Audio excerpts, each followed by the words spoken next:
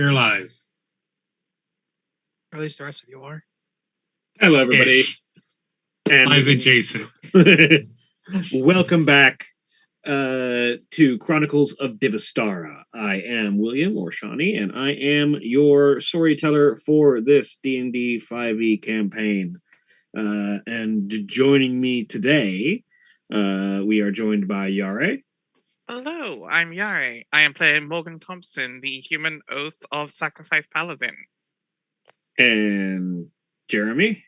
Hi, I'm Jeremy. I am playing Astra, who is a Gepetan warlock, and if she decides to eat humans, is not a cannibal.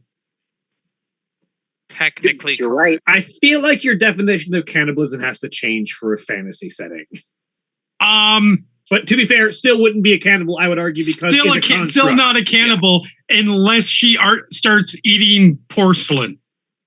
Like, I would still argue that she's not a cannibal because she's a construct, but I do feel like the definition of cannibal has to expand in a fantasy setting. Keep her away from tiles and toilets. Yep. And Drevian? I'm Drevian. I'm playing Yngrid von Ryder, an undead rogue, who, instead of it being a cannibal movie, becomes a zombie movie. Yep. And Katie? Hi, I'm Katie. I play Molly Malone Clemens, who is a human time-traveling investigator. Really nothing to do with any of the cannibalistic tendencies that have been. I don't know. I feel like Molly might be into long pork if she gets a taste of it. Oh, shut up. And joining us once again, the Zodiac System. Hi, I am Julia of the Zodiac System, and we will be playing Ygraine Bonesure, the Hexblood Witch. Whose name kind of implies they already have. I was gonna say. I mean, the bones don't have to be person. We don't know where the bones came from. We're taught to eat the bones, not question where the bones come from. Sounds about right for cutting. And as always, Black Lives Matter, trans rights are human rights. Continue to call your payment processors and politicians because none of this should be going unopposed. And also, Final Show Films does not endorse cannibalism, despite the words we say. On that note, eat the rich. Metaphorically, of course. The one exception. Yes, correct. I would like to think that we take no stance one way or the other. I didn't say we How about just don't get caught? We condemned it. Just saying. It's not illegal to do it. It's legal to get caught. Legal to get caught doing it. That's why I said don't get caught. To be fair, and make sure they're rich. In most states, it's not illegal to get caught doing cannibalism. It's how you procure it. That's also true. The consumption is not illegal. It is the murder that is often associated with it. Oh, that just reminds me. Oh, what's the name of it? I just thought of two other good cannibal movies. Bones and All. Bones and All is fucking fantastic. Oh my god. And this is unfortunately a bit of a spoiler, but it's impossible to talk about the movie without spoiling. Fresh. Fresh is a fantastic cannibal movie. I've heard nothing but good things. I have fucking nightmares tonight. I just named the movies. So, when last we left off, our group of rebels and adventurers had made their way. Well, we need to do a longer recap because we're being rejoined by the Zodiac System. From when the Zodiac System was last here, our group of adventurers have journeyed to the Kingdom of Duval, wherein they discovered a number of things, learning about the highly classified and stratified class structure of Duval, which is based upon a caste system built upon oaths and determination based on what oath you are sworn into, what task you are assigned into, is built upon the ruins of an ancient city of elves known as the Jade City, which was, according to what the group could find out, massacred by the paladin orders that would eventually come to found the Kingdom of Duval. Making their way north at the behest of a vision given to the party's paladin, the group made their way to the Cratocracy of Volkir, where strength and the capacity for combat in all forms determine social standing, and the hierarchy of the nation has formed a duocracy that reflects in the culture, with paired individuals forming rivalries to help strengthen themselves and each other to rise up. The standing of society becomes the cultural norm.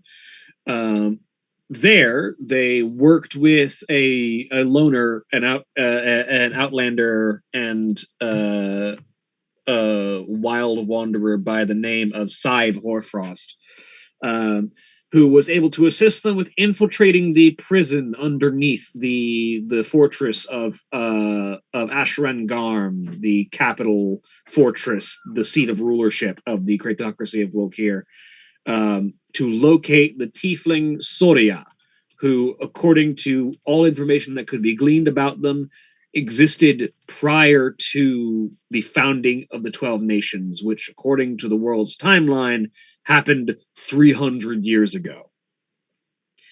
This individual might have had answers about how everything got this messed up in the first place, what events led to the balkanized, divided, and dangerous world that the party now lives in. Successfully managing, after a series of events, to free Soria from the grip of the Cratocracy of Volkir, the group, which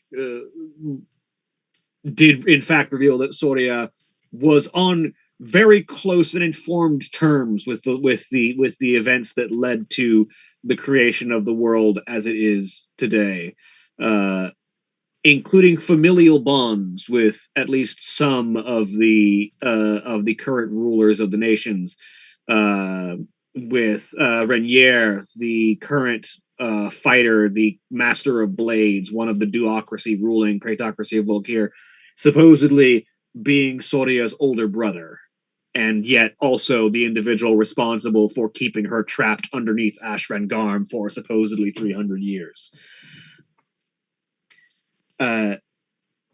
Retrieving Soria from the prison and making their way to escape, the group began to make their way into the Meritocracy of Vorst, upon request of, as part of the repayment for Sive Horfrost assisting with the retrieval of Soria. The group had promised to journey with Sive to the Meritocracy of Vorst to help her home village with issues at hand. And we pick up as the group. We pick up slightly before the group arrives at the first village that they find in Vorst, making their way in to try and communicate with some of the locals. As Ygraine, you've been somewhat detached from events lately. Arguments in your own head, plannings for what is to be done with the immediate forward events as things are coming to a head. And it seems quite possibly like the people around you might actually affect some kind of significant change. So you and the woman who would one day become you, or maybe you become them, or something somewhere in between, have been having long and complicated conversations about that. But at the end of one of those conversations, which seems to inevitably go nowhere as you and her just seem to dance around the point instead of finally coming to something, You emerge from your room to find the group processing something after having spoken with Soria. Everyone seems a bit like the conversation has ended very recently, but people have all kind of gone their different directions and are trying to figure out how the hell to process whatever they've just learned, and it seems like you're out of the loop on something.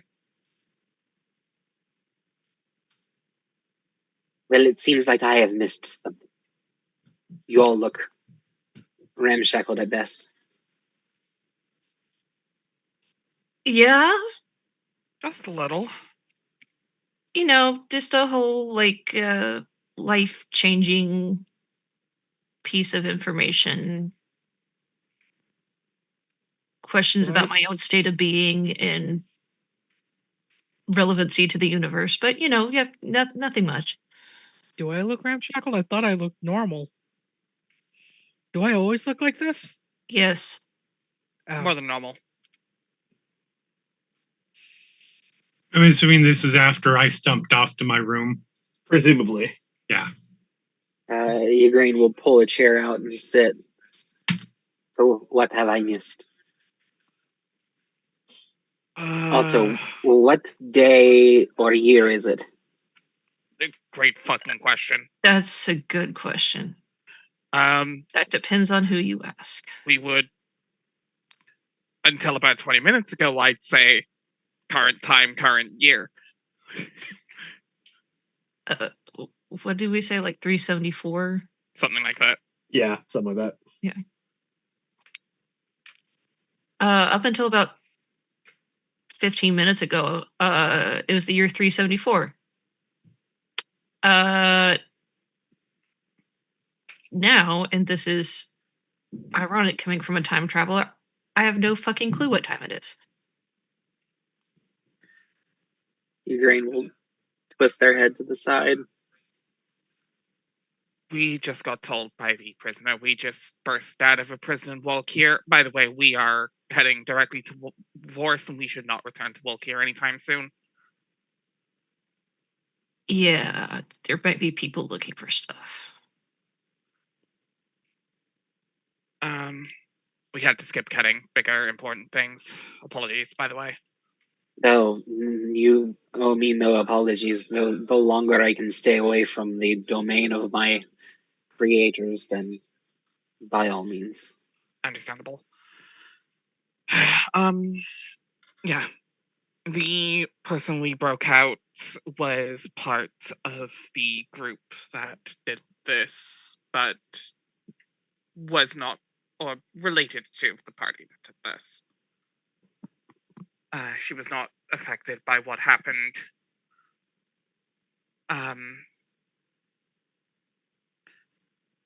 It's not actually been 300 odd years since it all happened. How long has it been? We've been lied to. Story is to be believed, and I have no reason not to doubt her. 30-ish.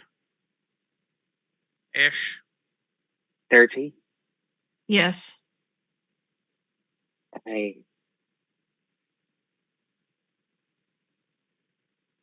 Igraine's over a century old. Yep. As far as you're aware. You're in the same boat as Astra. So you see them start counting. Yeah, don't even try to count at this point.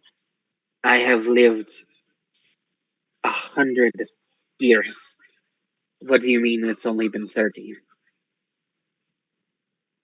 I don't know, because I'm barely over 30, so I'm trying to figure that shit out myself.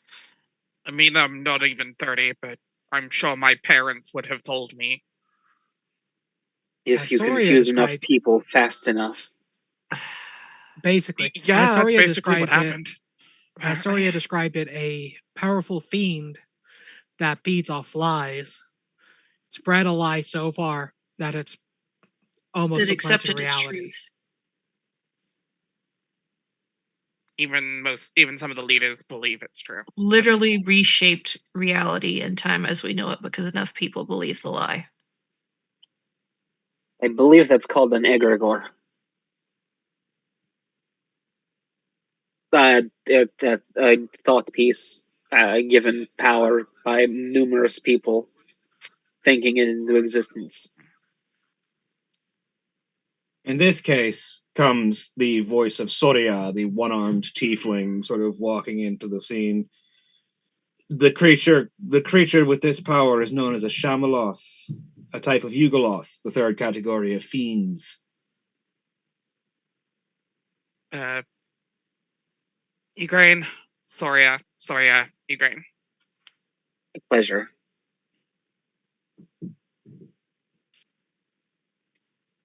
Pleasure to meet you at last. I've been, we'll say, preoccupied.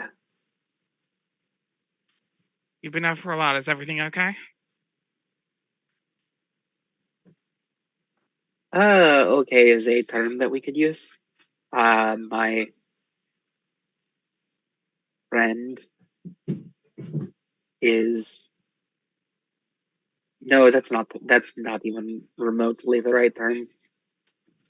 My subjugator is loud, and we do not agree on many things. But I am here and walking in today, which means I am alive and in control for a while, hopefully. You should listen to the horned girl. She knows the secrets.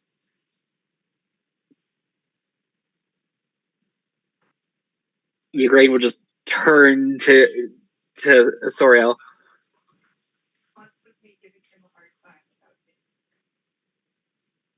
I'm told you have insights and knowledge well beyond me. I seem to be the only one. Sorry, accent. I seem to be the one around here who seems to know where everything came from. So yeah, I could probably answer a few questions of yours.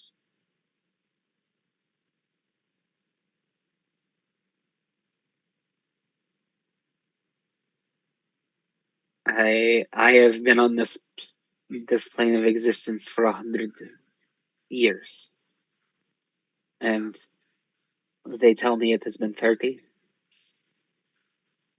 By my count, considering that's about how long I've been sitting in that cell.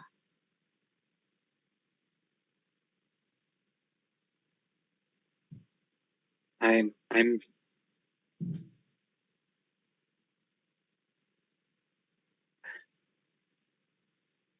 this is a lot. I can only imagine. Picture, if you will, a lie, like an infection.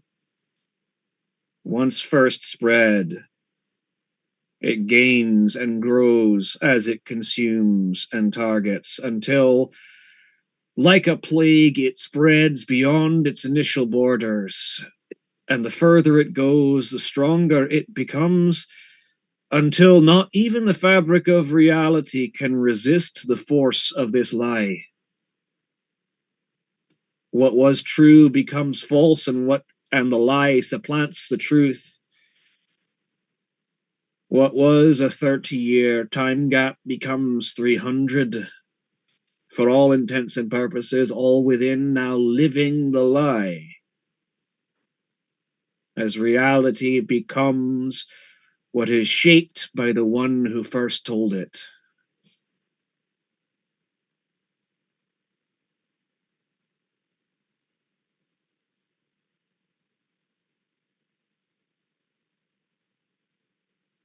I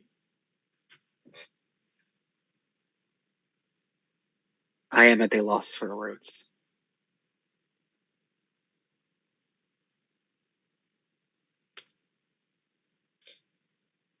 My presence at the side of my lovely Sandraudiga is perhaps the only reason that I am not consumed by the lie as well.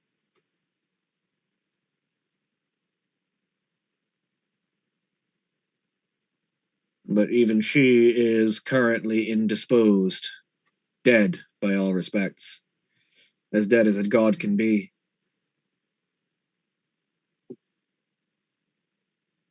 You say these heavy sentences so flippantly. When you've had 30 years in a black cell where you can see naught but the abyss and the occasional torturer who comes in to kick you, you start to regard the heavy truths of reality a bit lighter.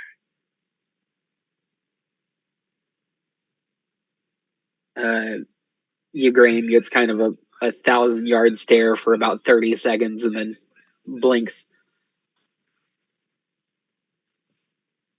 I think Astra's going to quietly come out and just sort of listen at the entrance of the hallway to the other rooms at this point.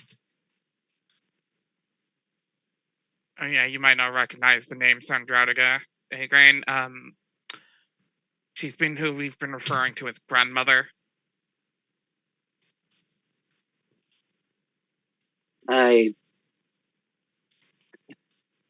You have to forgive me. Grandmother is a title given to hags of certain age.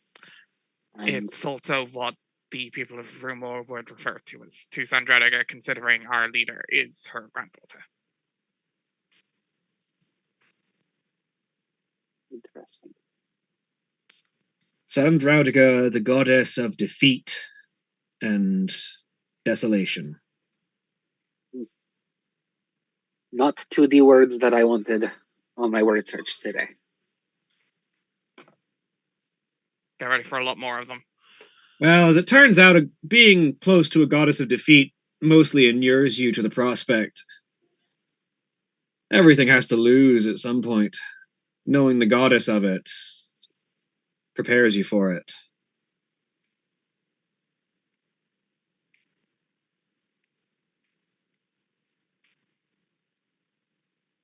Yeah, so where do we go from here?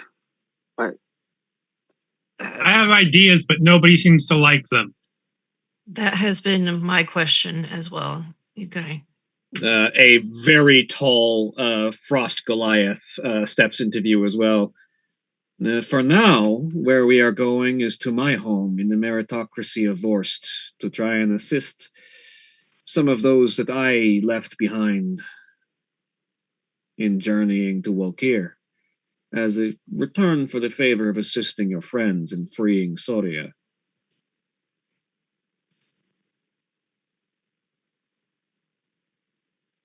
That is indeed where we're headed next, but beyond that, So I suggest we we head to the monastery down south. Someone who might actually listen to us. You will find that changing truths or attempting to tell the truth to certain individuals will not stick. Well, these motherfuckers know. Well, I don't know what the status on that end is. It doesn't really strike me that the head of the monastery would really be someone to go along with this kind of thing if they weren't fooled by it, but I also don't know. Hard to say. Take any chance we can get, especially if it doesn't involve fighting them. as it stands, I don't have a great deal of faith in anybody right about now. No, we're taking chances whoever we talk to, but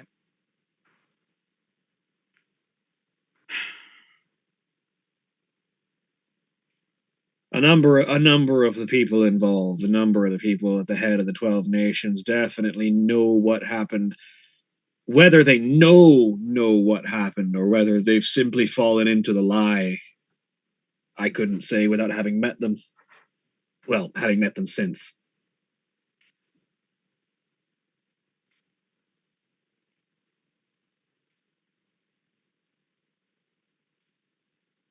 There's a good chance that a number of the people that brought ruin to the old world and made their new one, I would never have initially inclined as the like to do so.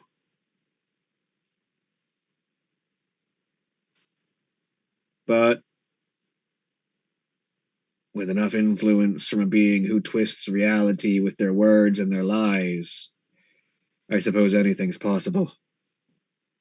Look, they either willingly went along with it or they weren't competent enough and thus cannot be trusted with the leadership of an entire nation. I am inclined to agree. It would be best to. I don't know. And I know we all got tricked too. We're not up there. Yes, we got tricked, but we are commoners by all accord.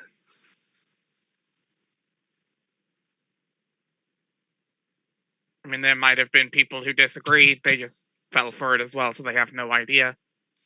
Again, I don't know. I'm speculating. We'll see what happens. Either way, the cities need to end. The world needs to return to its as close to as its original state as that can be. We agree on. So,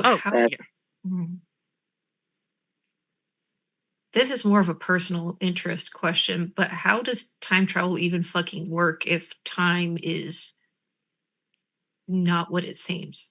That's not my field, darling. I can't answer that one. You say that like any of us have even a simplest grasp of time travel. It was worth a shot.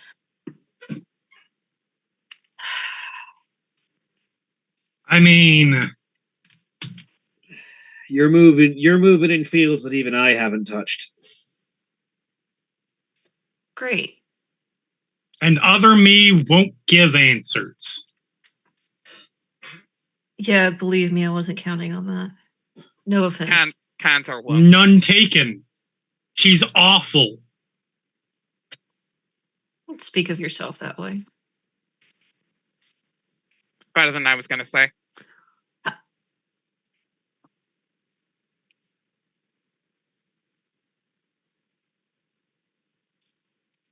You're the paladin. Just because I'm a paladin doesn't mean I have to have a clean mouth. No, that's not. Anyway. I'm on my best behavior right now because I'm not saying the words I want to say. Yeah, the subtitles are all over your face. They sure are. I can only wonder what old Karnak made of this. Maybe that's why the wilds are the way they are. The head druid, I'm assuming. That'd be the most powerful druid I've ever met in my life, so if anyone's in charge of the druid circles in the wilds, it'd be Karnak. And I wonder if perhaps that's why the wilds are the way they are. It's hard to read Karnak, and I don't know. I don't know if he's friend or foe. We'll have to find out eventually. We've been trekking through the wilds on this enough times where he might take notice.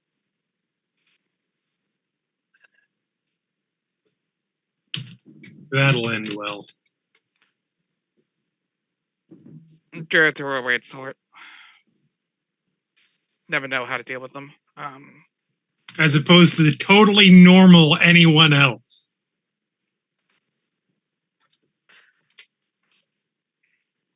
You living people are fucked up.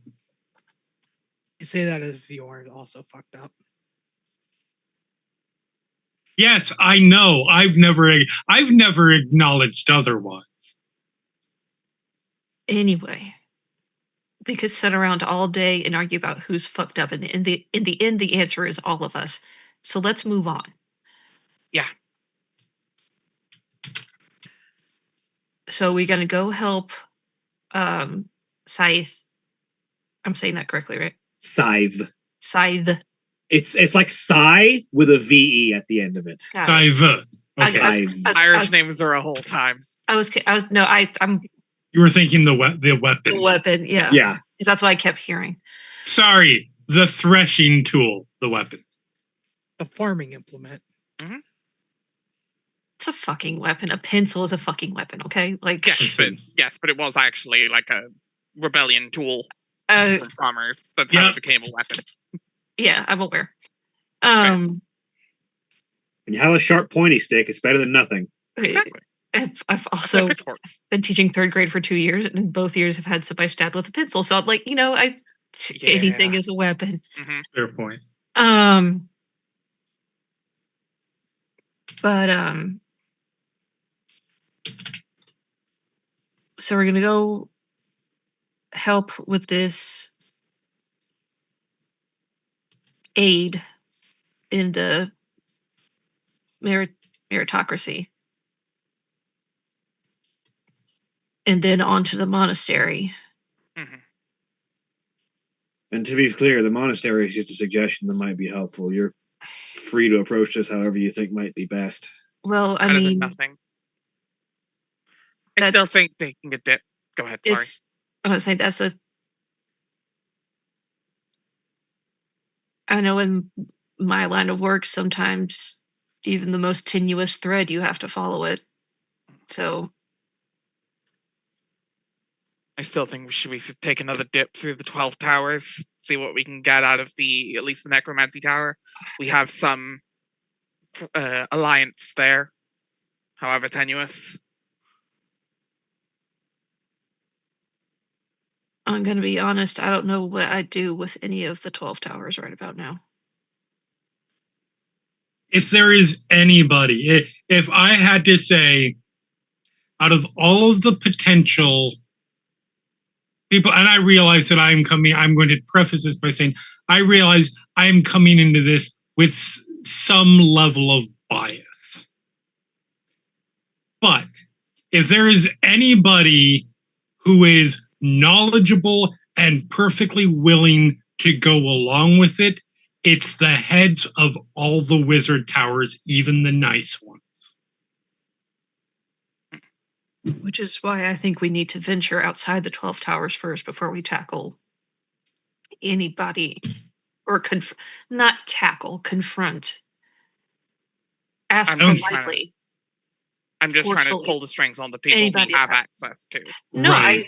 I'm no, and that's as well you should. That's good protocol. I have an idea. What's your idea? So y'all know what I want to do with all of them. Kill them. That's not happening anytime soon. I am not dumb. I understand that. Okay. However, how do you undo a conspiracy? You can't undo it from the outside. You have to start from the inside with an even wilder conspiracy? No. If you try to start from the outside, you can't convince people of something that they have chosen to believe or have a personal vested interest in keeping going. And everybody, including us, frankly, have a personal vested interest in keeping this going. Right. So instead of we're going to go around and we're going to tell everybody the truth, or instead of my hope, which is go around and viciously and efficiently slaughter each and every one of these fuckers, you do what makes any conspiracy collapse. You turn them against each other. With the world as separate as it is, that's going to be difficult on a good day. Because largely as long as they stay like Yep. Guardian said, it's so separated that it's like, okay, so and so's doing this. Well, I don't care. That's so and so's territory, not mine. As long as they stay, yes, as long as they stay within their bounds. The second one nation starts to think that they are under threat from another, that's where it starts to come apart. You want to sow the seeds of chaos. Of world war, correct. It's the only way we're going to take this down. It's the only way. I know, casualties. Well, yes. I understand. I know I'm obvious, but yes, mass fucking casualties of innocent people who are. Do you think there's going to be any fixing this without mass casualties? You're wrong. I would like to minimize as much as we can, and showing World War is a way to get a lot of people killed.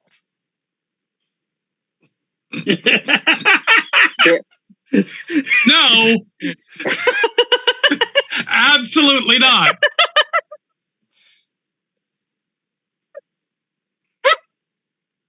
Oh, that's yes, very good. Some people will die, but that is a risk I think we're willing to take. Morgan, yeah. Sadly, Morgan, I have a question for you. How do you think we are going to have any impact on saving any number of lives?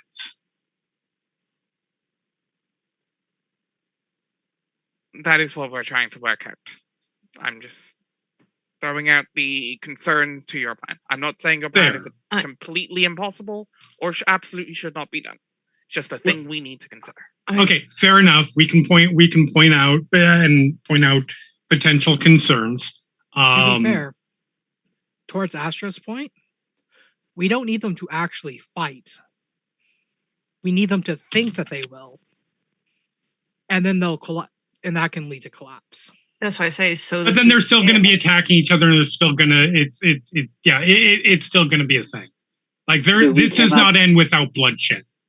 I was about to say violence can only be eschewed a number of times before it becomes a necessity. Yeah. Now I have good news for us. We already lit the powder keg. Did we? There is one thing that's going to make people, there is one thing that's going to make those in charge freak out that their secret might be revealed. I point to Soria. Yes. Oh, yeah. I mean, that makes sense. You did just steal me out from under the nose of my brother who was keeping me for a rainy day, so. And now. Do you think he's figured it out by now? It's been a few days, definitely. We murdered people in that dungeon. Oh yeah, by the way, we murdered people in that dungeon. Sorry. That was an expectation I was going in with, so... Yeah, it was a good expectation to have. It was in case of emergency. I was assuming. Yeah, no. To be fair, I did some of that myself, but, you earned that chance. You earned that. It's fine. Prisoner for 30 years, I felt like taking some aggression out. Absolutely. So here's the thing. Some people do yoga. You take people out. Like it's fine. Everybody has stress relievers. So now your brother is going to be pissed and is going to be paranoid because his secret might get out. My suggestion. I don't even know if the others knew that I was still alive. Mm-hmm. Well, it'll be fun when they find out, if they remember you, assuming they remember you. My suggestion is we need to start putting it out so that word gets back to your brother that you are, I don't know, who do we want your brother to attack first?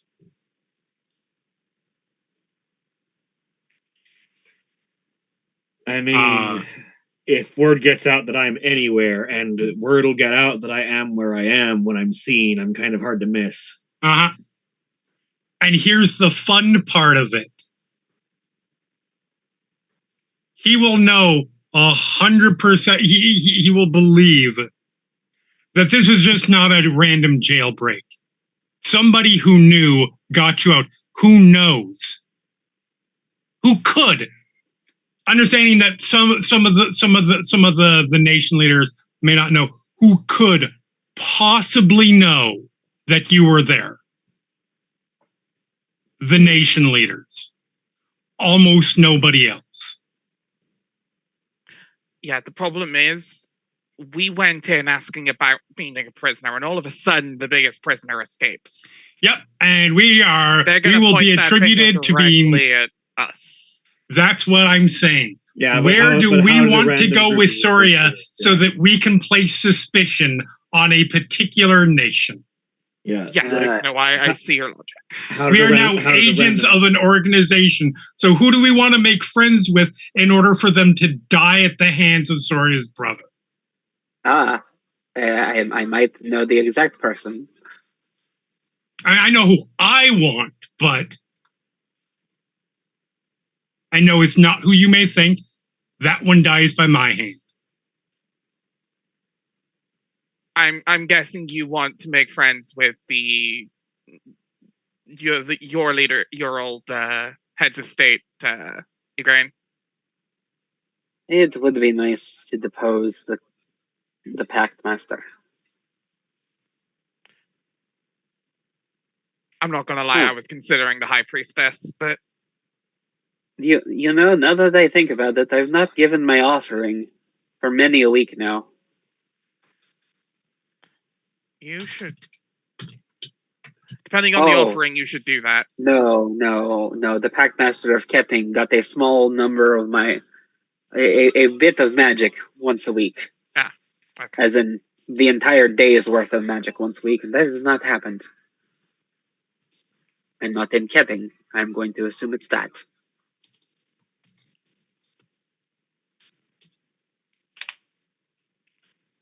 Yeah, I will admit I did think of trying to get back in with the High Priestess. Now she's trying to pull her little coup on the rest of the gods. I like the way you're thinking, but I also think we need to pick off one of the weaker ones. Because if he goes after one and gets his ass kicked and dies, our plan ends there. I'm not against this on one condition, is we find one that's actually irredeemable. I was actually going to say I'm not condoning it starting with the leader of Recul, because again, I hate the ignorance where I live. I don't necessarily want to burn everything to the ground. But as shitty as the ignorance and backwardness is in Recul, they have very good public programs and do take care of their people. Exactly. Like, again, it's like she has no real issue with any one particular person. She has issue with people not acknowledging the role history plays in reinventing the wheel, but all of that is minor thought processes. It's not a reason to off somebody. Fuel can change for the better if work is put in.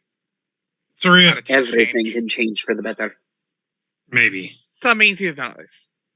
Sorry, at least the last time you remember, and acknowledging that it's been a few decades, who did your brother really not like among the others? Like, not really trust.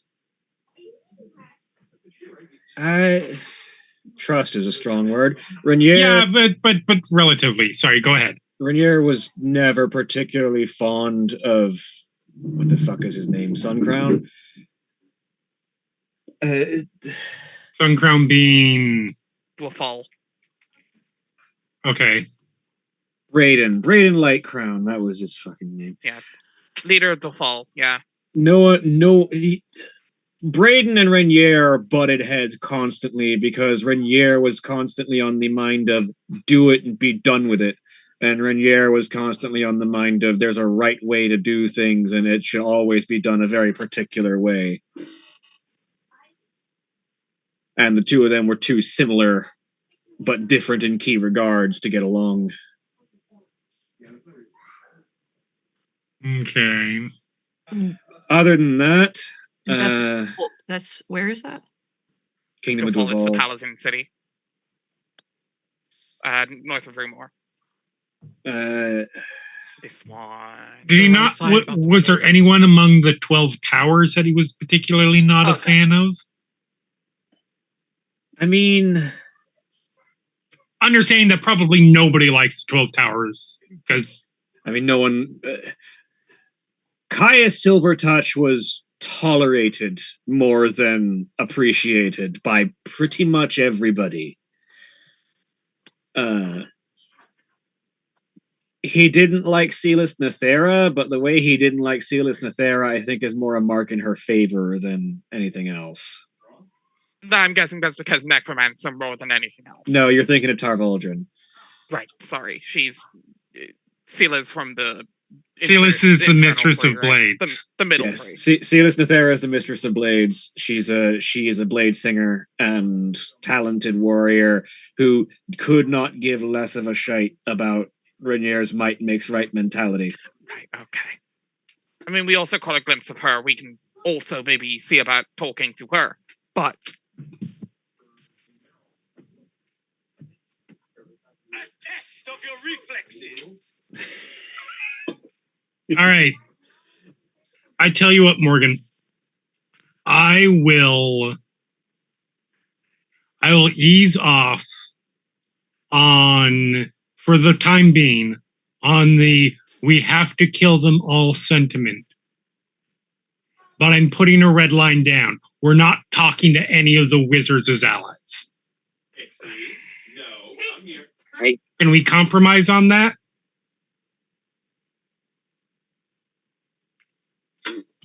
We'll... Until such time as that changes, sure. Until we need to revisit it, and then we will yell at each other some more, and it'll be what it is. Fine. All right. But yes, we also need to find a target that is irredeemable. Is that fair at least? Yes. Caius is irredeemable. I'm thinking if he attacks one of the towers, that might trigger some kind of mutual defense thing that the towers have against each other. I don't know if there is one. I was going to say, depends how much they hate each other, and doesn't seem like there's a lot of love between certain ones. No. But they are at least sort of a mini internal confederation as opposed to the individuals on the other. That's all that I'm thinking. No, yeah. I think the problem is, remember, where is Caius's tower? Isn't that one to the south? It's top left, actually. Up. Oh, well, that's perfect. It's literally clockwise 1 from the Necromancy Tower, which is the 9 o'clock. That's not transmuter, is it? That's Transmutation, yeah. Transmutation is, Caius. Oh no, bad dude. And 12 is Abjuration. Abjuration. We could also just have him attack Nox. That's a long march is my only concern. That's fair. I want something that will be too tempting for him to say no. If there is anyone currently on the chopping block, it is Caius. But we will come back to it. Yeah. I was more thinking like who would cause the biggest conspiracy and like, oh, you don't know who's in charge of Nox? And Soria's there? You are not wrong. Not a bad idea. I'm just because he would have to literally march a narrow line between Vorst and Asterius on one side and the 12 towers on the other to get all the way there. And unfortunately, maybe I'm wrong about this, but I don't feel that Mr. Military Strength, so on and so forth, is the kind who's going to send somebody to poison the food. Rainier's pragmatic, but he's also straightforward. He wouldn't think of poison first. Yeah. Like Tactical, just not stealthy. Tactical, military genius, talented swordsman, all the things that you'd expect from someone who rules with the title of Blade Master. But stubborn and straightforward to a fault. Yeah.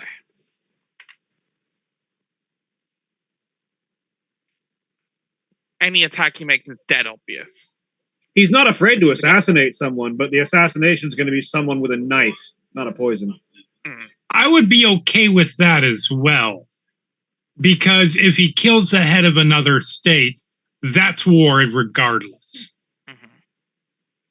Usually, in most cases.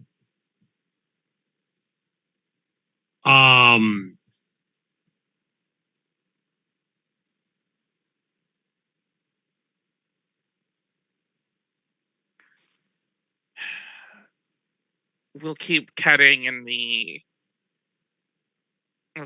Nox in mind as well as the transmutation tower. Yeah, Ketting is also would also be, because again, it's right next to him. Yes. So we will not attack the 12 towers first. Maybe transmutation tower, possibly.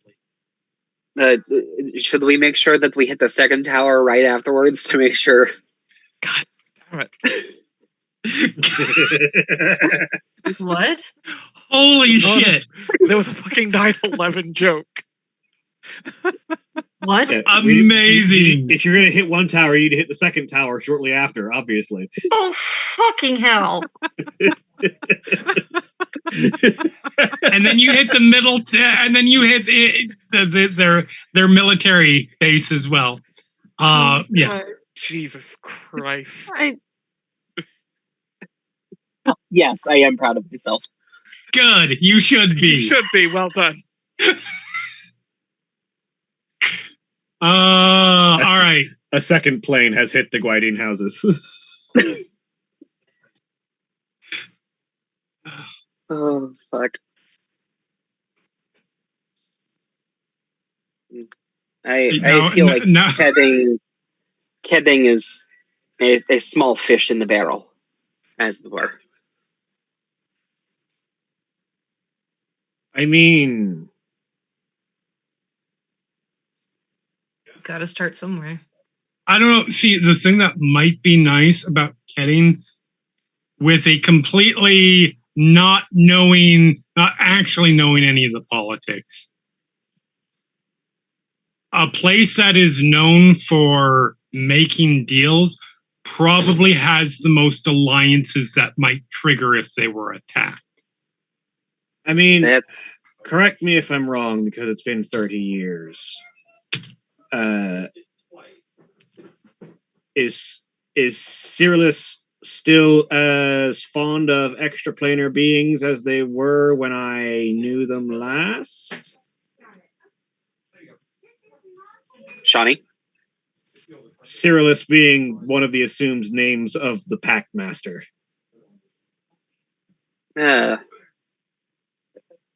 Considering I am on speaking terms with at least one demon,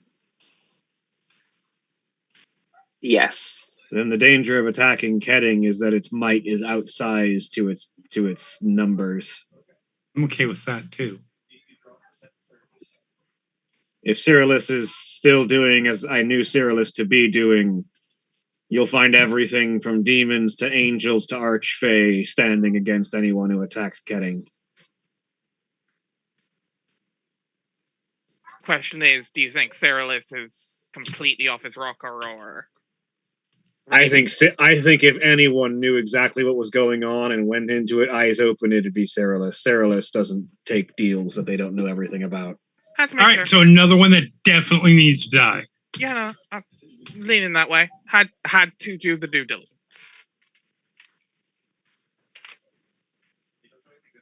I think again, it would just be I'm nice not against extraplanar beings per se myself, but you know,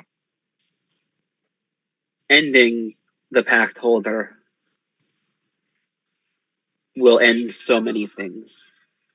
It will, and it will unleash so many angry things on potentially everything else. Yes. I know you're thinking of that as a bad thing, Morgan. You look downright giddy. Depends where they want to go, which we have no control over. We don't. What I call them problem. And once you light the match, you can't control where the fire goes. Yeah. In all seriousness, I don't actually want to unleash hordes of demons and archfey and the like on everything else, but there's a chance it happens. You won't be mad if it happens? I don't want it to happen, but you're also not going to try it'll sure burn things down quick. The extra planes are kind of... The influence of the outside planes is kind of heavily condensed on the eastern side of the continent, because you've got the Gwydian houses and Ketting and Rumor all on the eastern side. Yeah. What are the Gwydian houses again? Who are they? Sorcerers. Oh. A bunch of sorceress bloodlines who value their sources of power very highly.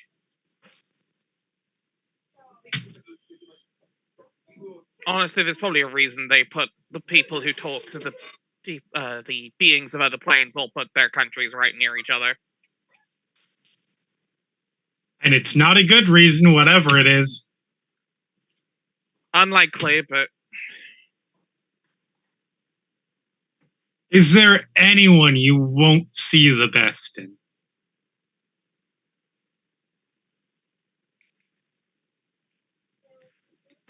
I am learning a lot of things in this trip already, and I am trying to see possibility where it is.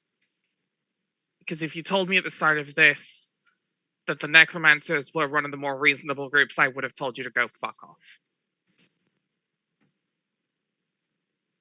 Ah, the liveism. Yeah, we understand you're working through your prejudices right now. It's okay. There are a lot of thoughts that are against I'm kidding, I know you're but... giving me shit. You're not kidding. No, I am kidding. Some levity is a good thing. So I am giving everyone a chance until they prove that they don't deserve it. That's valid. I am still not 100% sold on killing the High Priestess. Yet. She did kill Sandraudiga. Yes, and that's not a great mark. But she easily could have killed me personally just for doing what I did. For some reason, she left me alive. She still might. I don't know why. Look, and to be fair, that was information I learned recently. You told me that again earlier today. Are you having a stroke? She's not living. I don't know if I can, but I might be. Look, I'm having a fucking time of it myself right now, so if I don't make sense, look again, Morgan. Truth, absolute truth. No snark, no deceit, anything. I think it is admirable. Somebody record this. I think it is admirable that you think that well of of these people. I think it is naive and stupid, but I think it's admirable. And I hope you keep that. And I will feel very bad. That's not true. I won't feel bad, but I will let you be very, very angry with me down the line when I have to do what I have to do.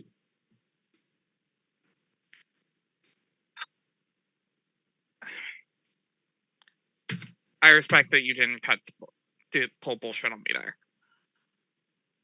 I know I sound too optimistic about some of these people. Honestly, I just want to save as much bloodshed as possible. No, you don't need to apologize for looking to find the best in somebody. That takes great strength, and that takes great content of character.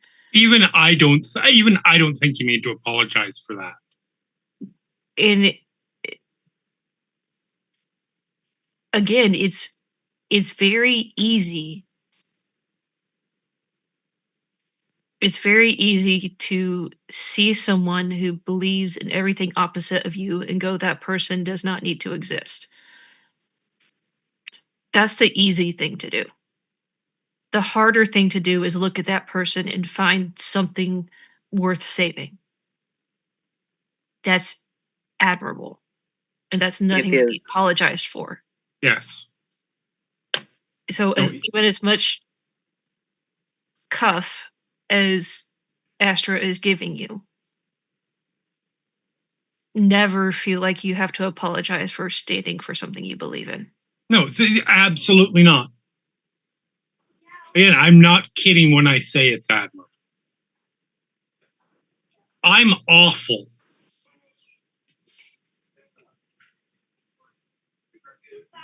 Self-realization, also a great strength. Did you think I didn't know that from well before we met? No, I think you did know that. I am just trying to focus on the positive. Fair enough. I was trying to give you a fucking compliment. Also, with the life you've lived, I completely understand why you would be that way. And this is going to sound insulting, and it's not. The world's going to need people like you after people like me do what has to be done.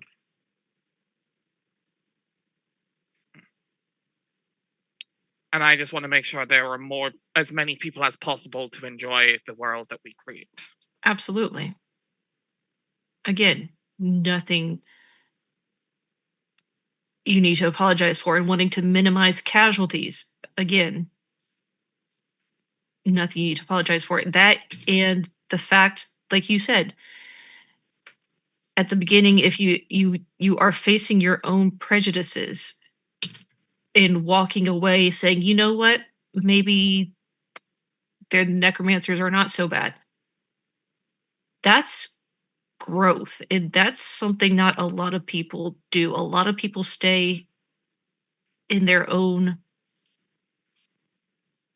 convictions, and no amount of evidence can go to the contrary. It's a sign of a learned mind that you're actually saying, you know what, I was wrong.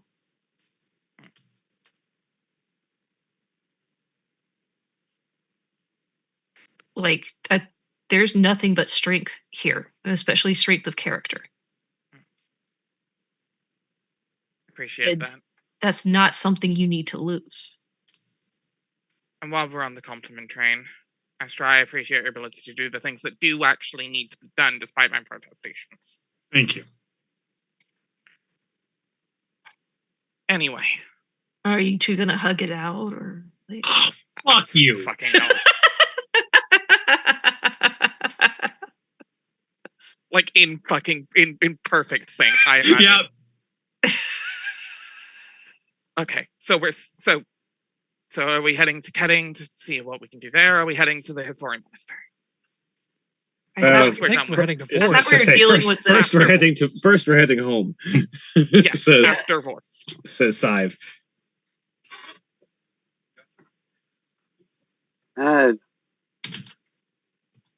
I can tampen down my excitement for putting Kedding on its head for a while. I just let it simmer. You know, the expression "put it on the back burner" comes to mind. Mm-hmm. All right. Sounds like Hitori it is first then. Again, after Vorst. Wonderful.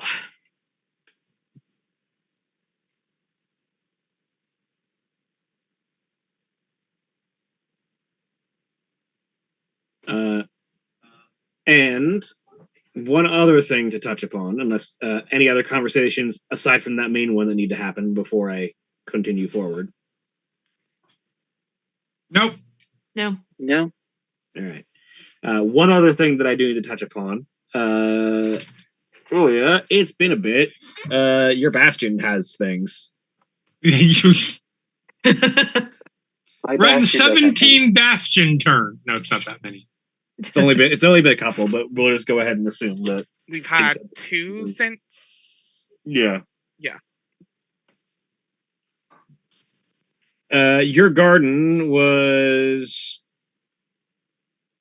harvesting healers kits, I believe, or potions of healing. Potions of healing. Okay, so we'll say that there are 2 potions of healing available for you, assuming you would have given the same order again. Yeah. And there are, I believe you were making arcane foci. There are a number of those available as well. Okay, fantastic. What would you like to tell your facilities to do at this moment?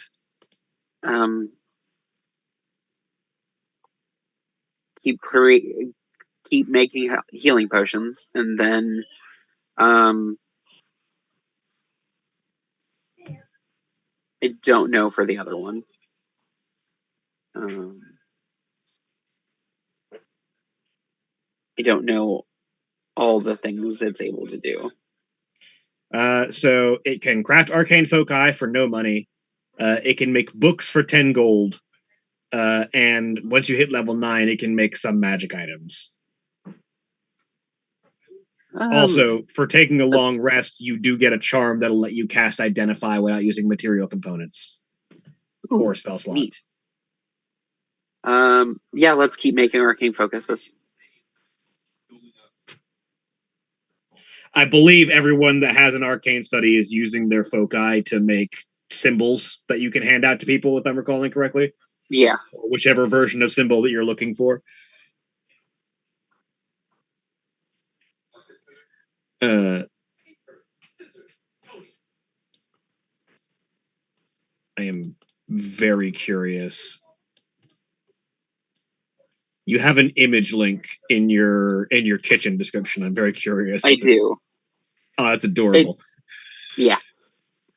I was gonna say it's either extremely cute or just the biggest hell, like kitchen with menacing aura. But I can say 3 words: carpet in kitchen. Why? There you go. That's just a fire hazard. It is. All I can Fortunately, think of with Yare being British and or Welsh, but It's but having technically correct. It's No, all it's under because the I'm same. a cook by trade. well, no, also because in the UK they have the washing machine in the kitchen frequently Yes, we too. do. So it's yes, the washing machine on carpet. That too. It's also Oof. because I'm a cook by trade, and that is how you get fire. It is. You don't have to be a cook to know that. Honestly. Yes, I know, but also As also a chef. I get also, that. you're like, no, dear God, no, just yes, exactly. yeah, okay. That would get you shut down so quick if that were like a work kitchen and a home kitchen. yeah, so the several days pass as you arrive in Vorst. And as I had described at the end of the last session, your group arrives at the first of many wandering villages that exist within the bounds of Vorst, that currently appears to be celebrating the return of some of its greater hunters who are bringing a massive beast that they have felled from the anarchic wilds along, bringing it back into the confines of their village.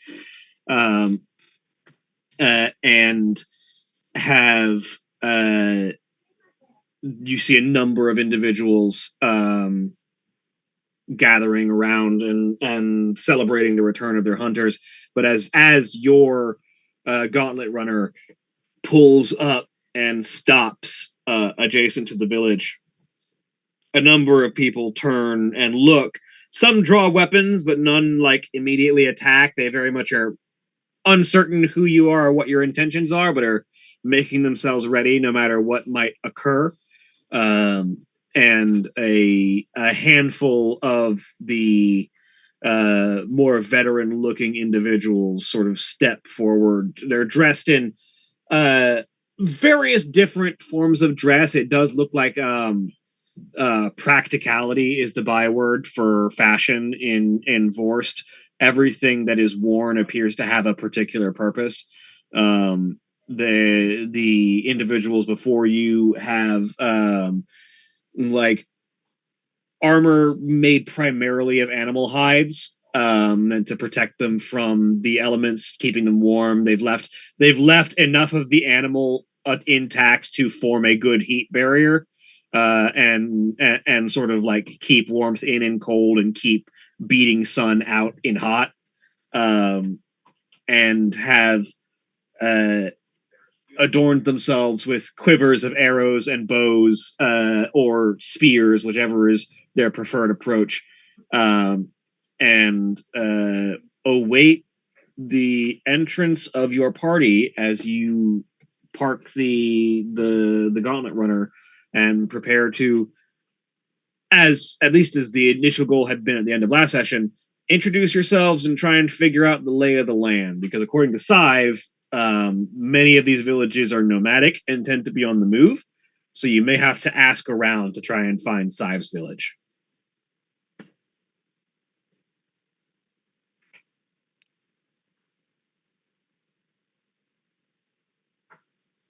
And go. I'm on the deck hiding and watching. All right.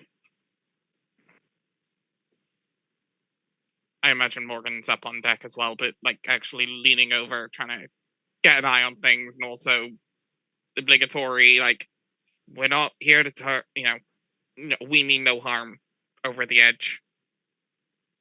I am staying away from the edge. I Yeah, think we've got. Just in case. Yeah, I'm gonna let. I'm just gonna let. Just in It's case. one of those like, you know what? Morgan's got it handled. Like, Mhm. So I'm like still inside, but like not visible. A gray-haired older gentleman looks to be human, but definitely looks to have still been keeping fit in his advancing age. Leads the group. His eyes are steely as he looks across the group of you. You introduce yourself and claim that there is no harm meant, and he sort of, aye. And what brings those well off enough to bring a gauntlet runner through the wilds into the meritocracy? Y'all don't want me talking. Just getting a lay of the land and dropping off someone back to their home, wherever that might be around here. A native who's been gone long enough to not know where their home is. You've got interesting cargo. At which You point, have no idea. at which point, Sive steps out into view. Duragast, where the hell have you been? Trying as her accent slides between everyone that I know. Mm-hmm. Where the hell have you been? It's been way too long. You've gotten really freaking old. As the human sort of looks up. I should have guessed it was Sive. Well, if you're bringing Sive along, I'm sure there's good and bad business to be done. And I'm sure that it doesn't have anything to do with us, but you're welcome here if you need to rest for an evening. Honestly, that's much appreciated. It's like easy to talk when we're actually on the ground. And Morgan will put a hand up and start to make her way down. On the way past, can she drop just we had that T-Rex from a while back. We never established what was happening to the bits that aren't technically edible. Can Morgan have just like a fang from it? Sure. It's like a keepsake. Cool. Just kind of grabs that fang. And she's going to be using it as a casually as a fidget, but also humble, like subtle brag. Yeah.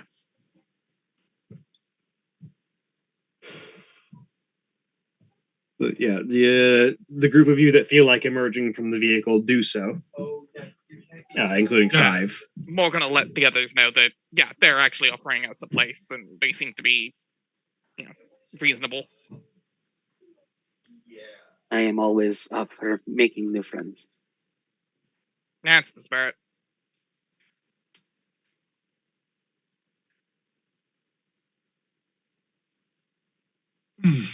And as the group of you that feel like exiting do so, the elderly human greets you as you walk out the ramp and nods.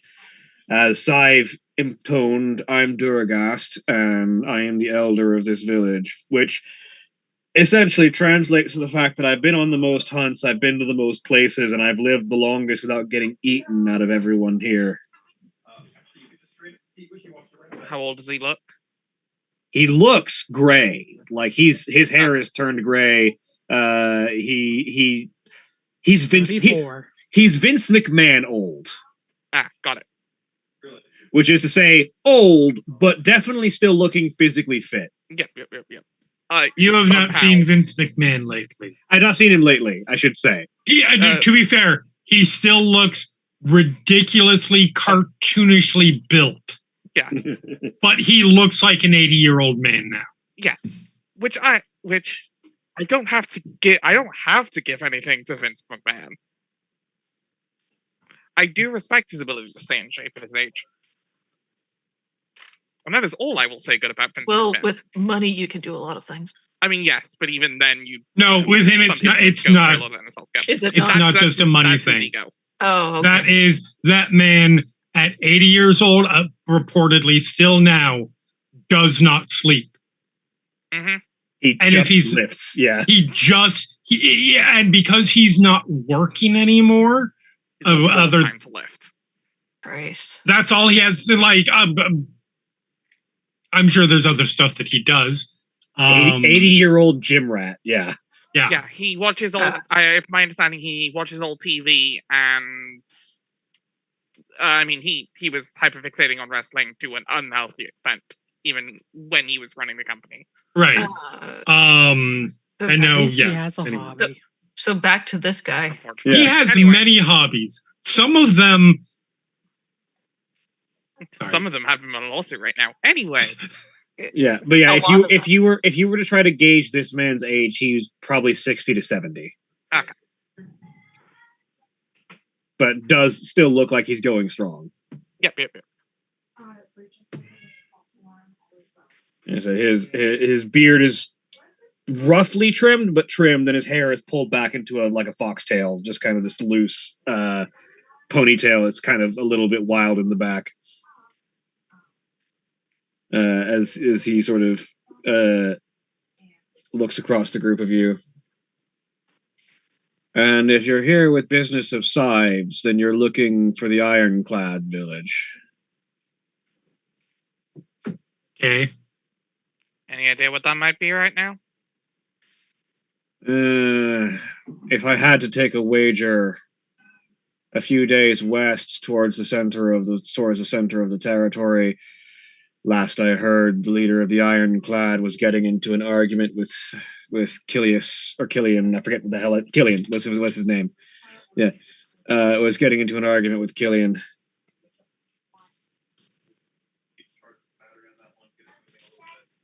Yeah. Anything in particular, or? Killian's ego not liking that the Ironclad have bigger guns. Oh, comparing gun sizes. Wonderful.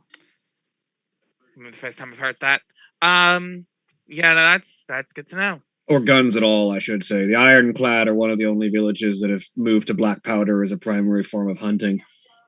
And Killian sees it as unsportsmanlike. And what does Killian plan to do about that? Try and prove himself that he's still the greatest hunter in the meritocracy of Vorst, and to be fair, he's got the upper hand in that. Another territory, another dick measuring contest. Ain't it always? Unfortunately. Speaking of, because most of us are new here, what can you tell us about him?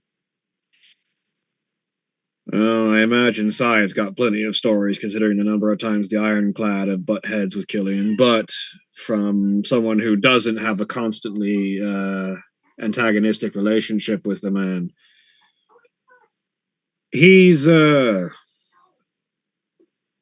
arrogant, headstrong to be sure, but he knows his work, and he's not afraid to share his knowledge with other people.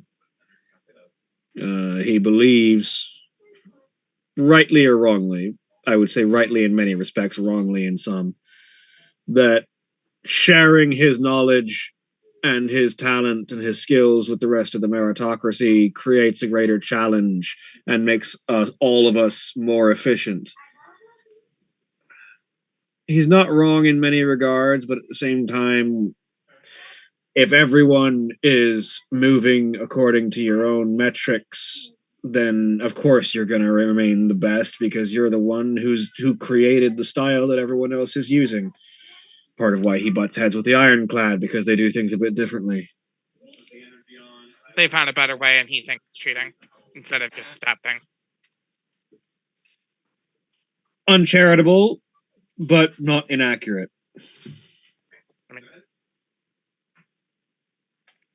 I mean, I'm sure I'll get to know the, get to learn the more nuance. It's just my immediate take, but fair.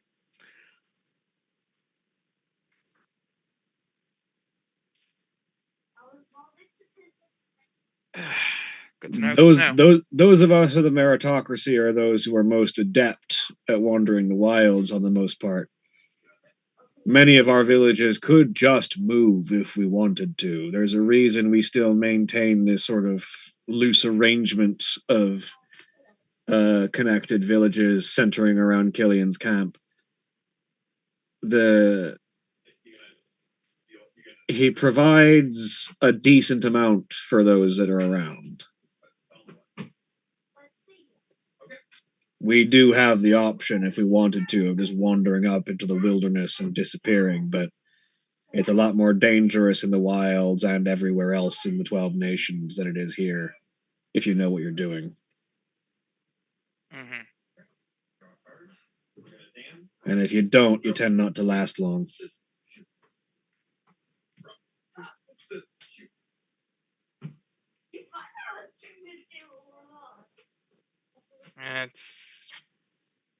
Thank you very much. Thank you for your info.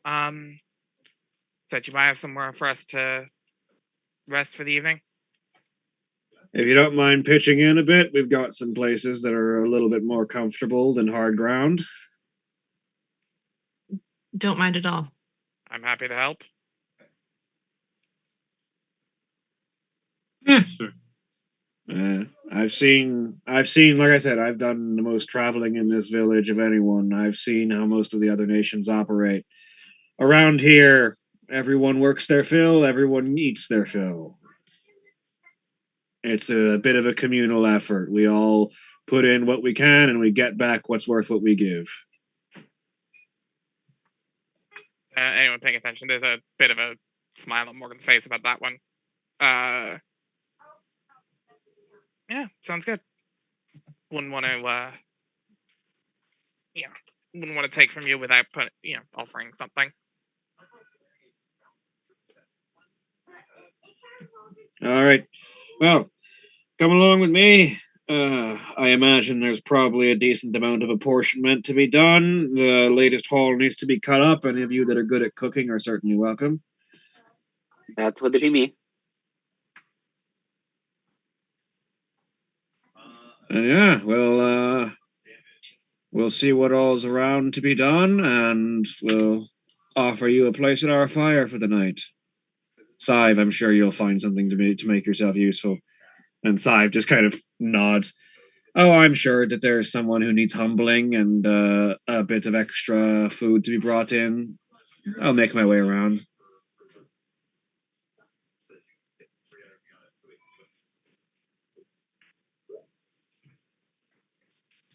And so, with that said, Duragast assigns each of you various menial tasks, essentially.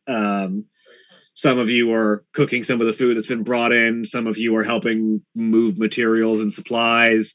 The doll is presumably acting like a doll and thus avoiding most of this.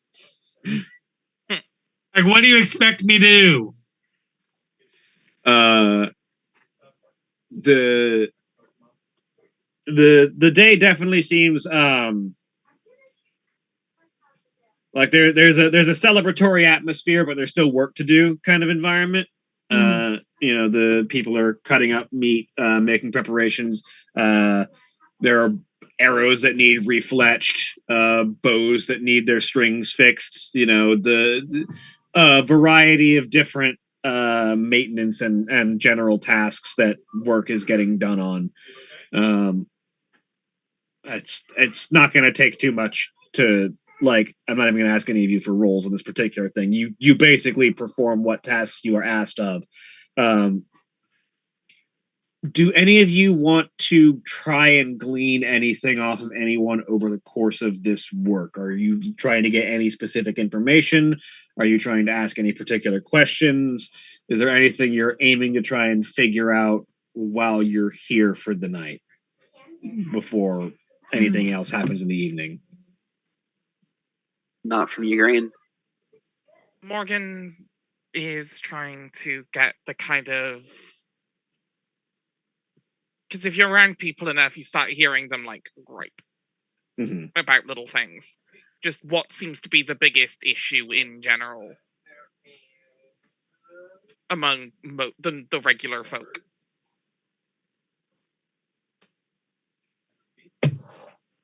Roll me insight. Yeah.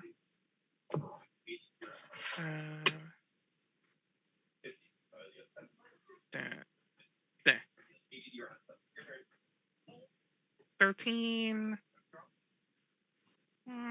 I use my inspiration on that.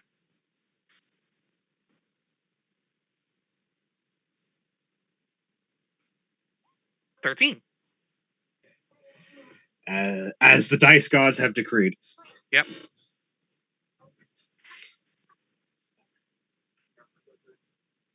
So there's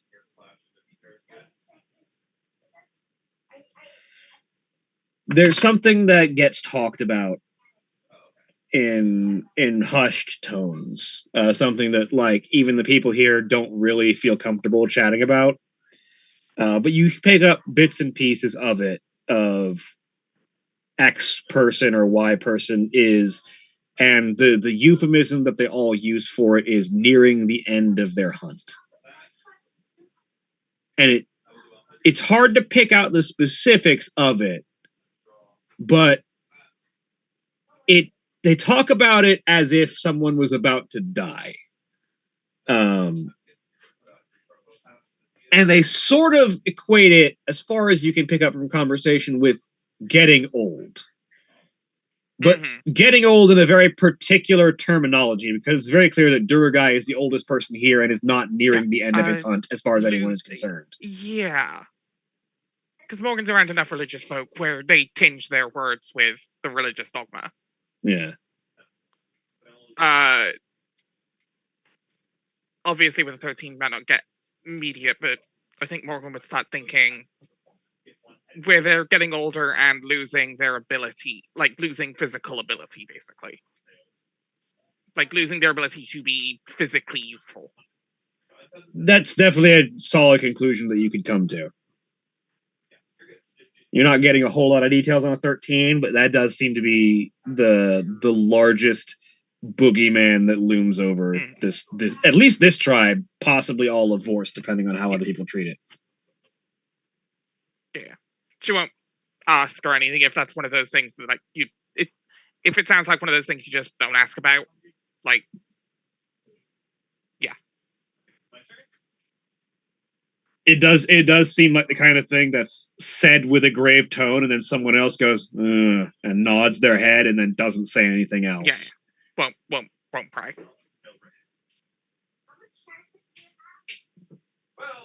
Kept in mind in case it keeps coming up in other places. Yeah. Anyone else have any other probing insights they're attempting to glean? All right. So, as the evening goes on, eventually, once all the work is done for the day, people start to gather around campfires. Food is cooking over fires. Ugrain, I imagine, is tending to one in particular, adding herbs and spices to make everything a little bit more interesting. A number of children who are too young to have seen anything from outside are gathering excitedly around Ugrain as she prepares a particular bit of food. She will upon noticing she has an audience, will say out loud, like, this is this herb. I'm adding it because of this. Yeah. Give me performance just to see how well you can play up for children. Right, yeah. Go ahead and roll it. Let me roll for you. Ugrain Bone Chewer. Charismatic you are with a 15. You're having a good time entertaining children who are very curious and excited to see you. You're struck by the realization that no one really seems to give your decidedly terrifying to some people appearance any second thought. I love that.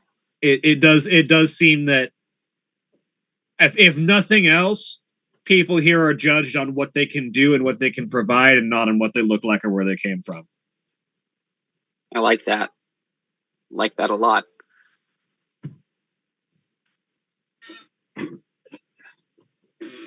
But yeah, you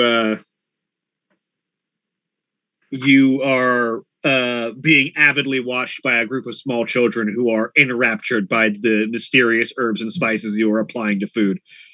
Wonderful. But as you all find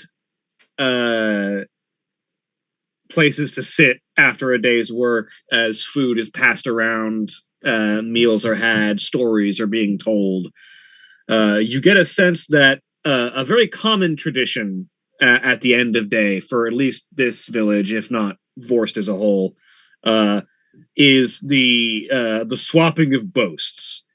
Which is to say, the various hunters and people who have been out go back and forth, trading. This is some great accomplishment that I have done, or some great deed that I have pulled off, and trying to. It's basically a game of chicken, because from what you can tell, when someone says I can pull off a shot at X meters, and someone else calls them on it, immediately the two of them go out and go to prove who's the better shot. It immediately does seem to be like there's almost a competitive aspect to it, where the boasting that happens is measured with sort of a how large can I aggrandize my story before somebody decides to challenge me and see if I can actually do what I'm saying I can do. Which is a unique vibe. Might seem slightly familiar to some of you from particular nations, but has its own unique spin to it. But as you all sit down and eat, Duragast sort of walks over to your group and sits down. So, if you're all looking for the Ironhide, or for the Ironclad, you'll probably be setting out in the morning to make your way towards Killian's camp. It's not hard to find. Most of us move around, but Killian's camp is always at the center of the Meritocracy. It's sort of the central meeting point where everyone gathers for important celebrations or for when all of the camps must gather for matters that impact the entire meritocracy.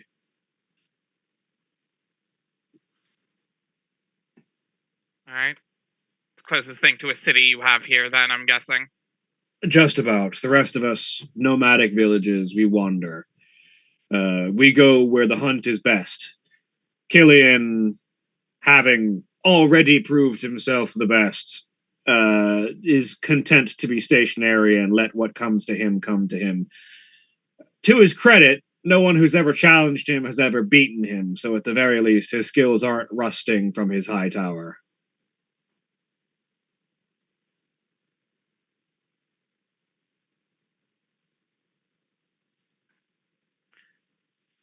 Good to know.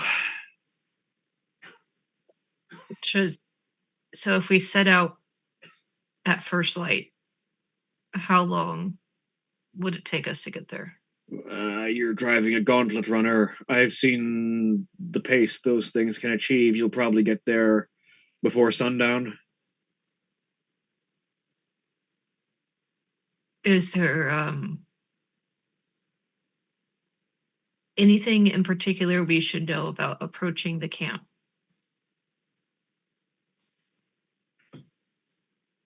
Make your presence known before you get too close.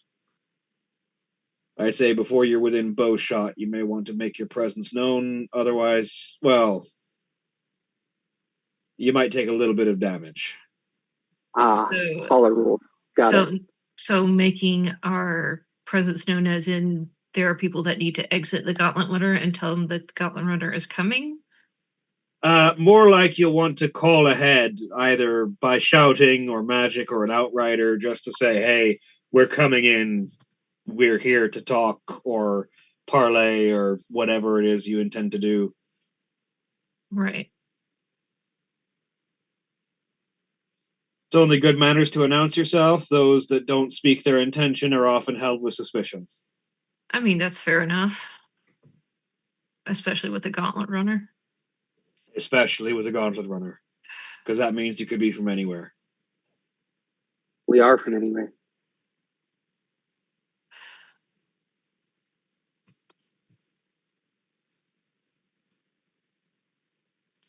This all just makes sense, honestly. And don't boast. Unless you feel like backing it up. Fair point. You may have noticed, he says, as he indicates to where a couple of individuals have gotten into an argument about someone's boasting, and then both of them stand up, grab their bows, and go walk off to prove it. Your honor only stands as tall as the tallest tale that you can prove you actually did. Nothing I haven't seen before, just different way of proving it.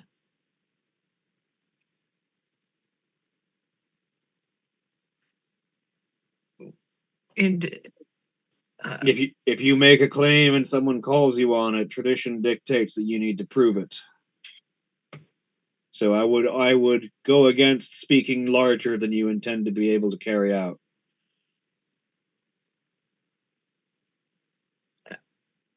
And Molly is just like gonna start humming anything you can do, I can do better. Nobody else knows what's going on. Yeah. The one eyebrow raise from Morgan across the campfire.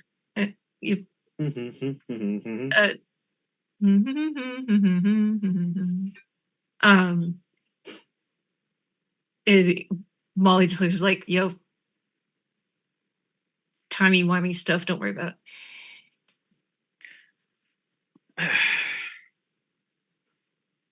Time is a weird soup. Time is what? Time is a weird soup. Yeah.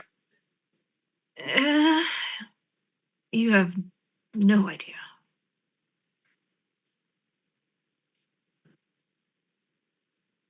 Actually, you may have some of more of an idea than others, but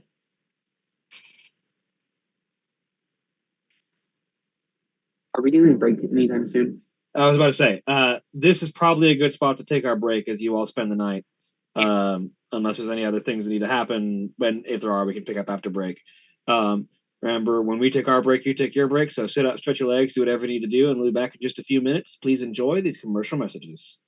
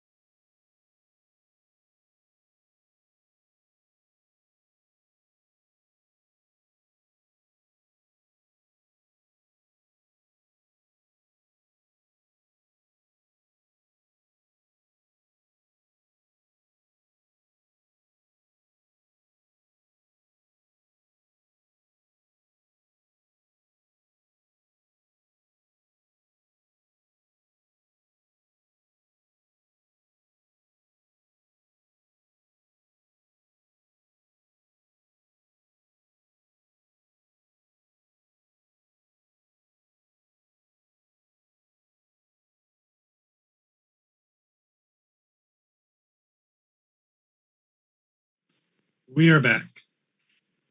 Welcome back. Dinosaur story. No. Again, I have to deal with that one day a week, not this day. Maybe you should just come to expect it now. I mean, I can always just throw more dinosaurs at you. It's still not their story. It could be. that depends Only on when we become dinosaur PCs. In the Polymorph, book let's I'm go. using, I was about to say, Vorst true has a polymorph, dinosaur all right. race. Like, if you want to make us dinosaurs, I will have no issue with Yeah, again, with the that book, being mentioned. the book I'm using for Morgan's subclass has a dinosaur race in it. So,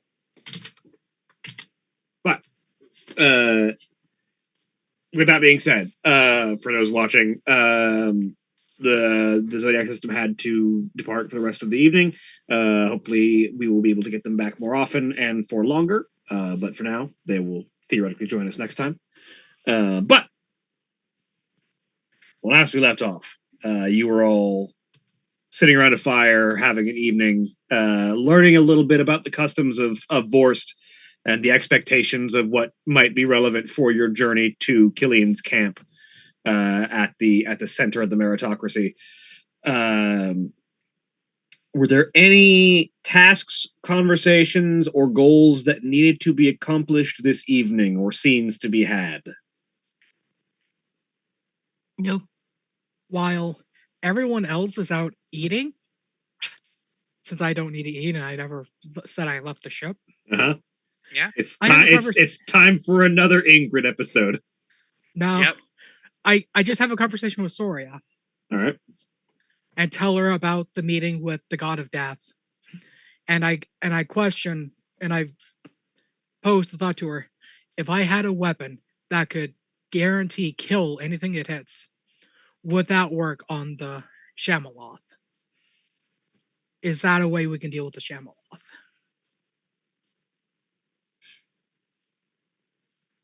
Or do you think the Shamaloth's power has gotten too big for something like that to be effective? Do we have to tear it down? I don't know the answer to that one. I would assume that true death, as defined by a god of death, would be sufficient to end a creature, even one that belongs to a different plane and is known for its immortality. But at the same time, if this creature can lie well enough to fool all of reality, perhaps it can fool even death. So perhaps it might need to be weakened first. Because the other thought was, if insert the head cleric's name here is a demigod, it might take something like this to deal with her too.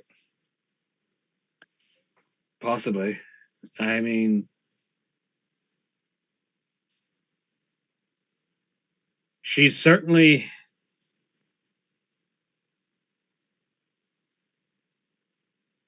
yeah, I mean, I don't know how I would deal with her otherwise. She's powerful and dangerous.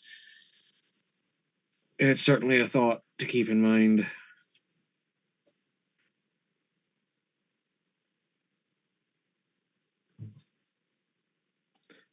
And then beyond that, have a conversation about like the pre 12 kingdoms, or it's 12 towers, not 12 kingdoms, but like particularly like what was there before Nox?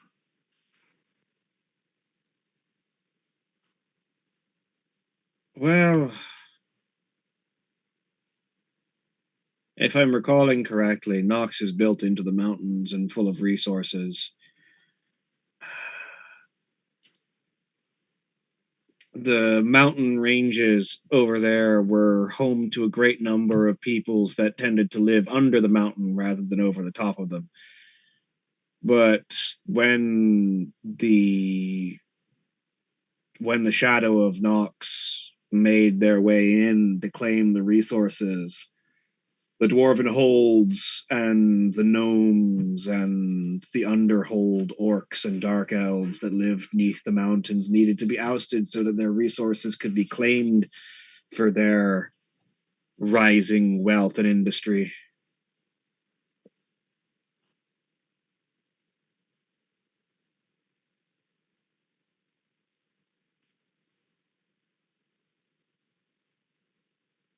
It's what came before perhaps wasn't ideal.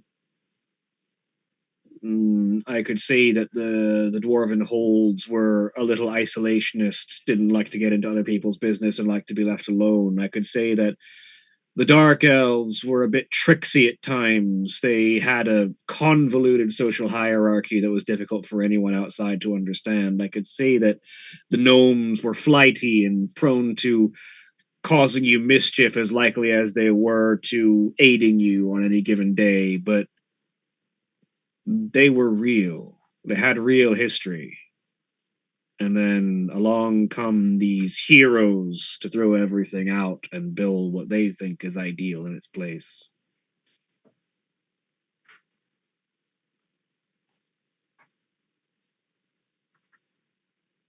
Like, I was just questioning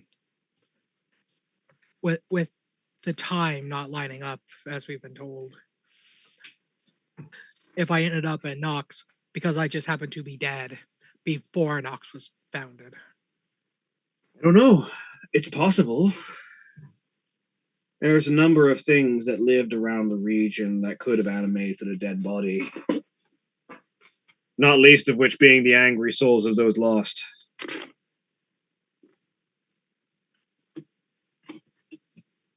What do you think?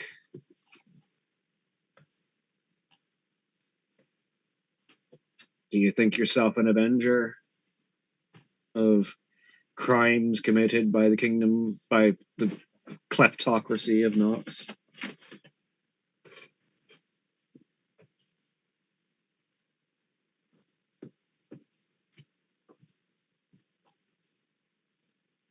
I don't know. Until now, I just thought I was another victim of it. As really everyone in the kleptocracy is a victim of that society. I can only imagine.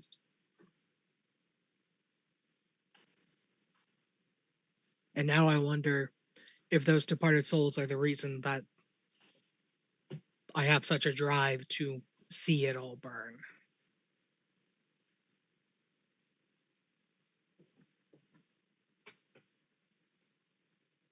Who knows?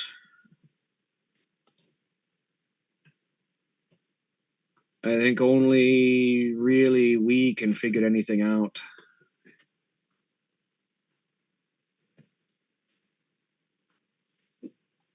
And we can only figure it out because we know there's something to find. Mm-hmm. Most have no idea.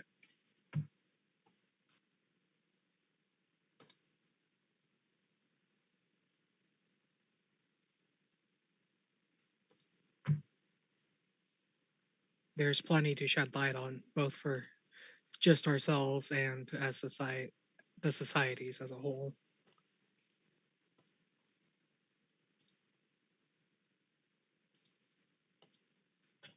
It's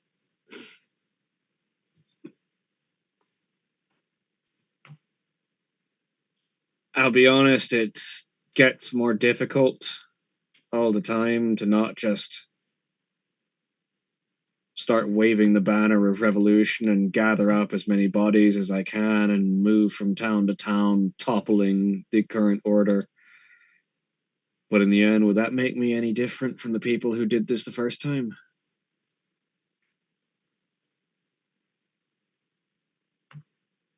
The intent is different. They intended to set themselves up, well as you, I imagine, don't intend to set yourself up as the head of society. It's a tempting treat, though. Being in charge of everything, making the decisions, knowing that you're smarter than the people who came before and that you can do it right. I imagine that's what ran through my brother's head a number of times.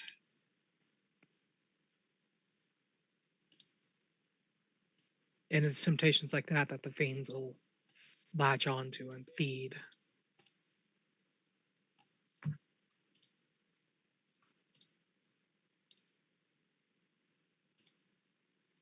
I don't truly know how this is going to end or what needs to be done. I just know something does need to be done. And if I've got to be a figurehead for revolution, well, that's why I carry a banner.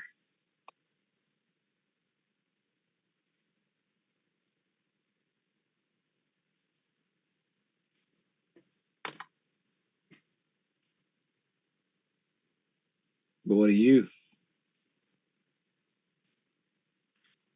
Everyone else talks about what needs to be done, and you just said to listen. What's your stance? That there needs to be change. And there's no one right way to do that. So while we argue about how to go forward a lot, but I think it's most important that we keep going forward and don't get stuck in that argument, going nowhere. Probably wise.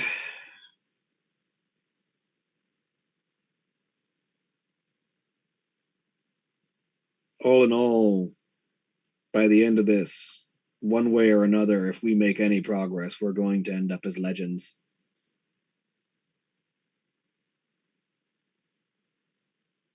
It's just a matter of what the stories will tell.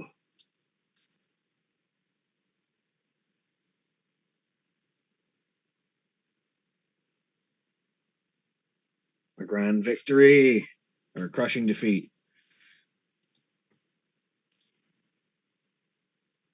And who knows what will come out the other side. The damn sight won't be the same as before. On one hand, if what comes of us is defeat, then we should at least make it a grand enough feat to bring back a god.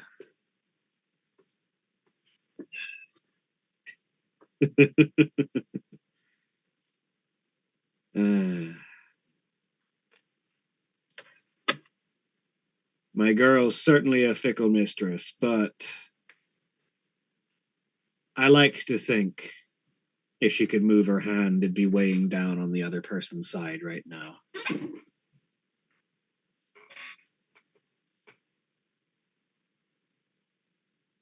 She might be a fickle mistress, but at least she's the real god and not a pretender.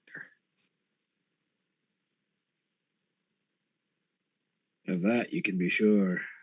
I can't think of anyone who'd want to be the god of defeat. As far as I can tell, apparently that includes getting defeated yourself.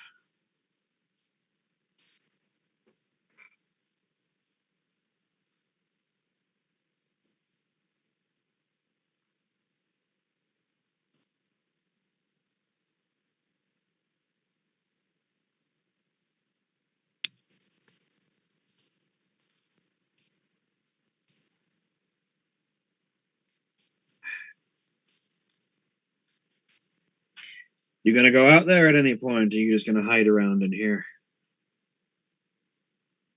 I think I'll go take a look around. And Ingrid will sneak around and just listen to the conversations and more of a stroll around and stretching than like actually mingling with people. Mm-hmm. Roll me a perception check. I know you can't roll low enough on stealth to not be found. Or to be Well, found. My minimum perception is also a 16. Yeah, that can be low enough to not find anything. Okay. But with a 19,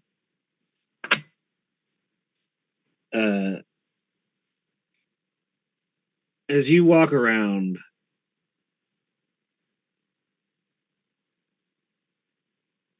you overhear a private conversation.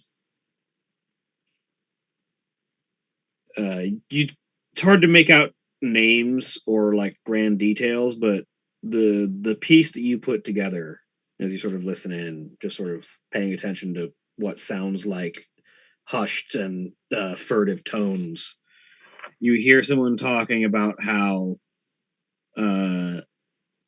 someone came back from a hunt and they killed the beast that they were hunting and survived, but the damage that the beast did to their hand, it's mangled. They'll probably never be able to hold a bow the same way again.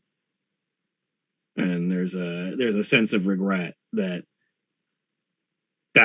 probably will lead to the end of their hunt, if nothing else. If they can't figure out a new way to hunt that'll keep them active, then they'll start to become a burden. And there's a sense of trepidation in that. Like the person who's having this conversation doesn't want that to happen, but there's an ongoing air in this conversation that if they can't figure something out, then they'll know what they have to do. And there's a sense of finality about that sentence.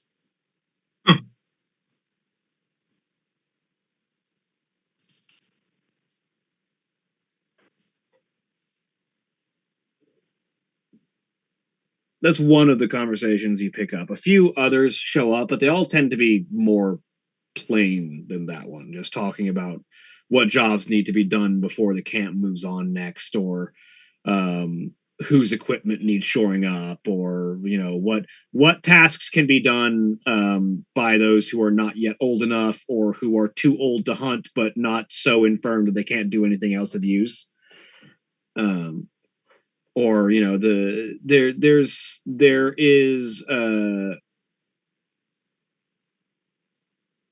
a weird undercurrent of a constant need to prove yourself in the conversations that you pick up. There's this sense that you always need to be useful, because if you're not useful, you're a burden.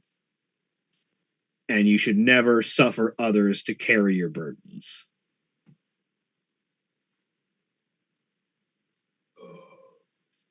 That undertone kind of leaves a bad taste in Ingrid's mouth, because it's similar to Nox, that as long as you're useful, you're fine. But as soon as you have no use, you're gotten rid of. It's almost more internal though around here. It's like everyone has had it drilled into them that they need to be useful, rather than in Nox where it's how can I exploit you. Mm-hmm. Whereas here it's how can I contribute, and if I can't contribute, then I have no self-worth.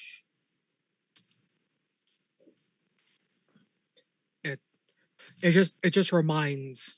Yeah, there's too much of Nox. It rhymes, to say the least.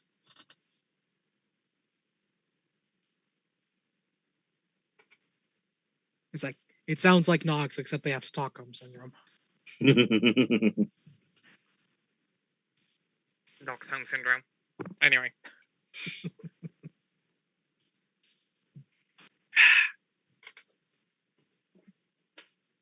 But otherwise, I make a mental note to ask Kiara if, like, restorative magic might help the one guy. Like, if like Claire, if she has enough healing magic, that might be able to fix his hands enough that he doesn't feel the need to send himself to a final end.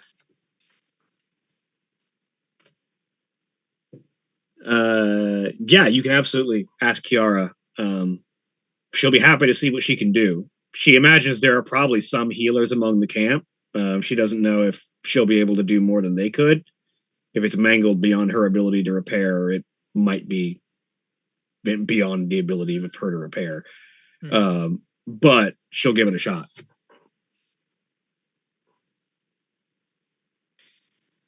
And Kiara will disappear into the camp to go find the guy with the mangled hand. Congratulations, you have used your party resources, which is to say, some of your party members are resources that might be able to solve problems. The thinking is like Test of They- your reflexes. they have some magic, but being the rangers, they're like a cleric's just gonna have more. Yeah, I mean, yeah, like it's that like it doesn't mean there can't be a cleric anywhere, but you haven't That's fair. seen anyone that looks like a cleric around here. You do imagine that the single most common trade of magic is going to be rangers and that very sort of naturalistic magic that they carry. So yeah, I mean, if there isn't a cleric here, and there very well might not be, considering these are small nomadic villages, her abilities might be very relevant. In fact, I'm going to roll a die for her privately, and we'll see how that plays out. Yeah, the cities aren't monoclass.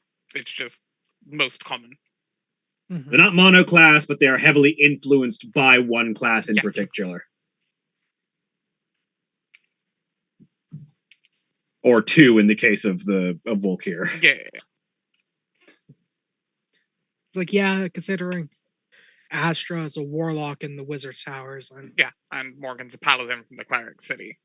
and Ygraine is a witch and warlock. In Warlock Town, yeah. I'm a weird anomaly, though, to be fair, but yes. I'm a historian in a Artificer. world of tech boys. Yep. Yeah. Yeah, you are an investigator and a historian in a world full in a city full of tech bros. So So not really any of us are from where our class should say we should be from. yeah. As a rogue from Nox. Yeah, there's one there's I a also rogue consider you from the wild, so Yeah. 50-50 on that one.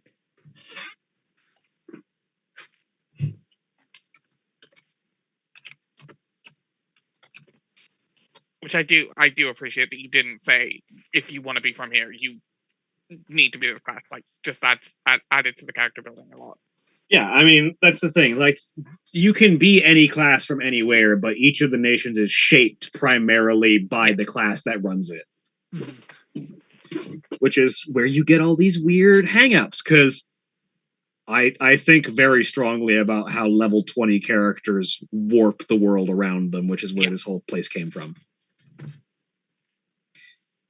Because, like, a level 20 wizard, one, let alone a whole group of them, 12 of them, can just alter reality by saying I wish. Mm-hmm. Like,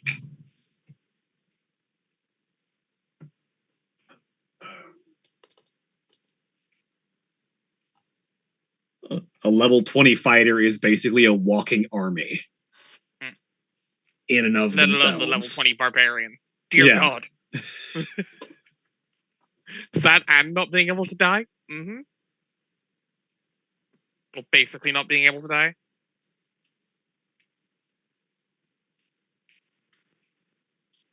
Yeah. Does anyone else have anything they want to accomplish tonight before the morning comes?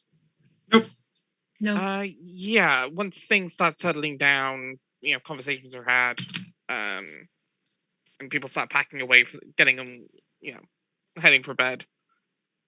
Morgan's going to slip into whatever tent or sleeping bag, or area that they have been assigned, and kind of sit down cross-legged on the ground. Pull out from the pack a small brazier or something to burn incense, and meditate and focus and try to channel that wild cracked still connection to the divine, and try to reach out to follow the trail back from whatever gave that vision to see what they can get from that, even if it's just some kind of sign of who it would be. Roll me a religion check.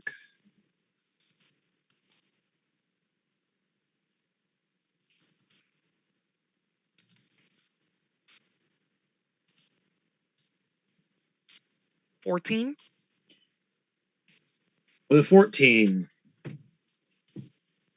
as you focus and try and follow that tether, that sense of impact, that momentary spark that lit up in your mind and struck you with the vision, you focus and your mind wanders.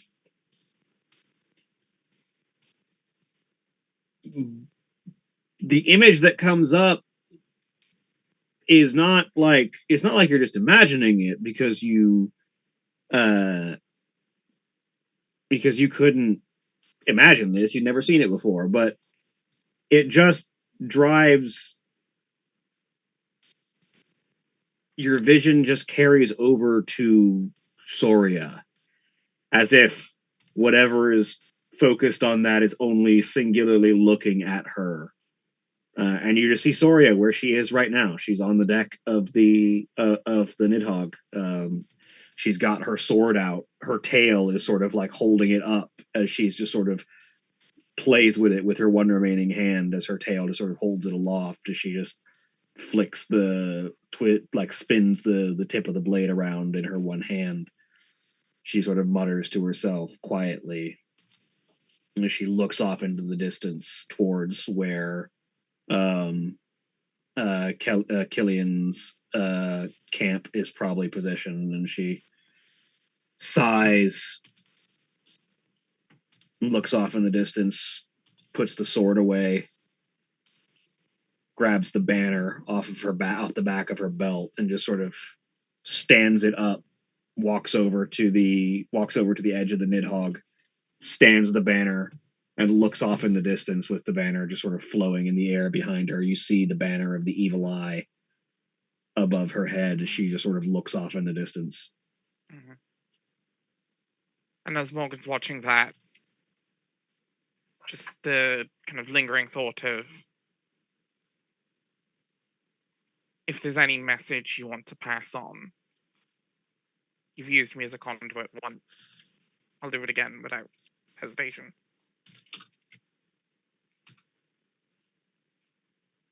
There doesn't seem to be any words that come, just this focus on Soria.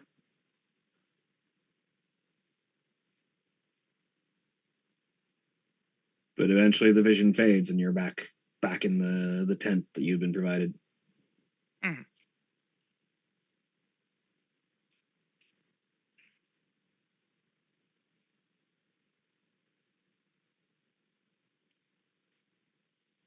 And I think Morgan's just gonna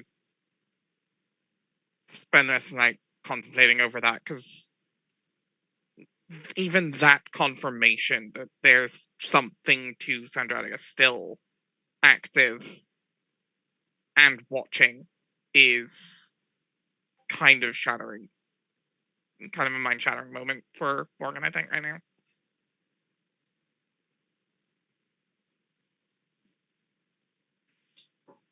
And with that in mind, you all get a night's rest. You all get a long rest. Anything that you had expended is restored, etc.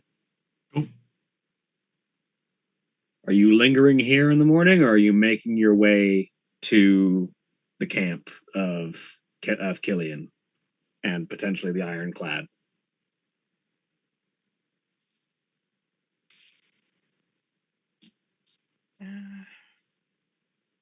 I mean, would it be seen as rude to like just get up and leave, or do we? I mean, from your understanding, that's just kind of the expected. Is like when you need to move, you move.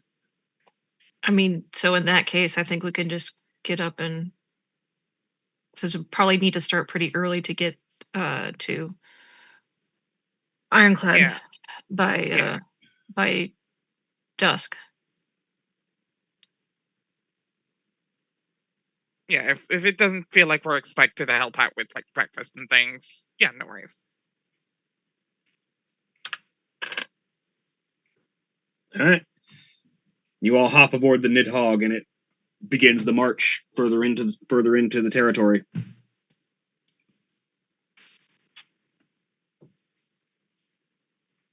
Eventually, you come upon it, where the Green Runners, which is the village that you had just been at, the first one you encountered, was basically just a collection of tents that could very easily be packed up, picked up, and moved on with to re-maneuver.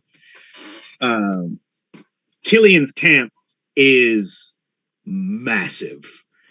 It bears some of those same visuals in that everything is kind of built out of like pegged down cloth and tent material and these structures that have been erected around it. But it has this air of finality to it. The bones of massive beasts have been strung up and hung from certain sections of the camp. There are waving pennants and flags that designate the area. There are symbols that probably come from a variety of different camps that have been left here as a marker of, hey, we're still around. Our camp is still relevant. Remember us whenever we are not at this camp, kind of thing. There are there's a big central structure that almost looks like a round that rises up above everything else that everything is built around, that has like this watchtower feel to it with like a high perch at the very top where someone could just see for miles in all directions.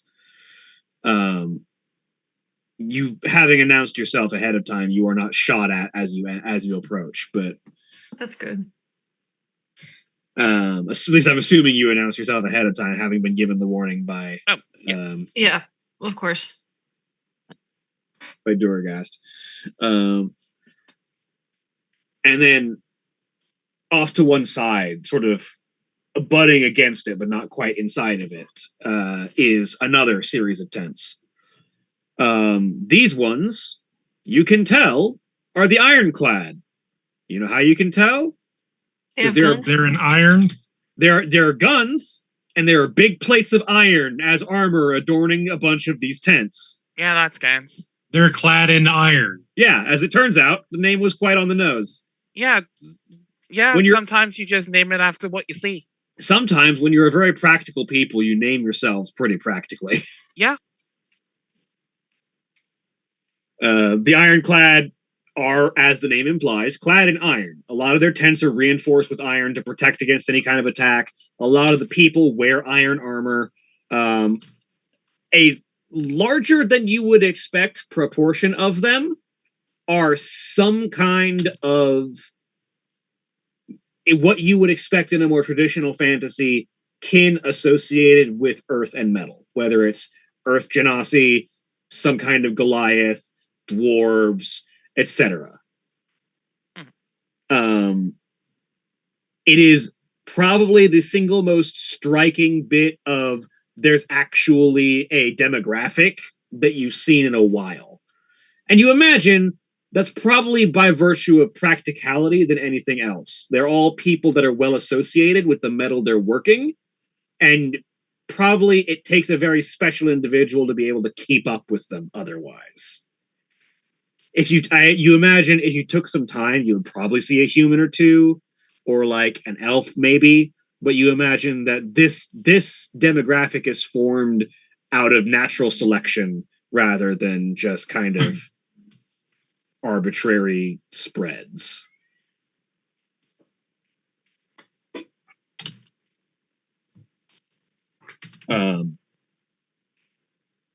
And based on the reception that you got with the Green Runners, you imagine that your species doesn't play into it, aside from the fact that it provides you some extra proficiency with the materials they work. Like, if anyone who is not of those species is just good enough to keep up, they're welcome, you would imagine. Which is probably why you would theoretically be able to find a human or two among them, or so on.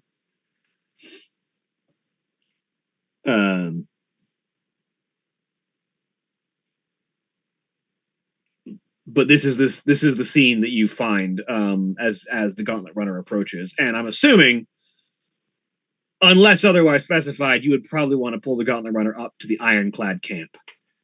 Yes. Yeah. And you pull the Gauntlet Runner up. There's a bit of a hubbub in the camp. Scythe barely waits for the Gauntlet Runner to stop. Like the Gauntlet Runner starts to slow down, and Scythe is already running up onto the deck, has shouldered her rifle and takes a running leap off the deck and lands in a roll and stands back up and starts walking into camp as there's a cheer of recognition that goes up as it sounds like Scythe was somebody important. Like, it's not just, hey, that guy or that girl that I know is back. This is someone who gets a reception. Like, there are cheers that go up and there's recognition that goes around as Scythe, like, walks her way back among the ironclad. And as the Nidhogg comes to a halt,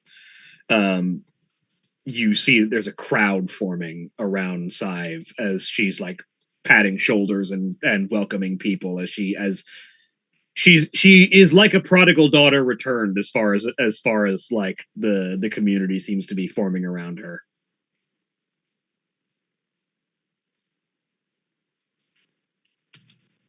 As Morgan gets out of the Gonna Run the proper way, just smiles, walking over, show off. Scythe just kind of looks over her shoulder. I couldn't wait.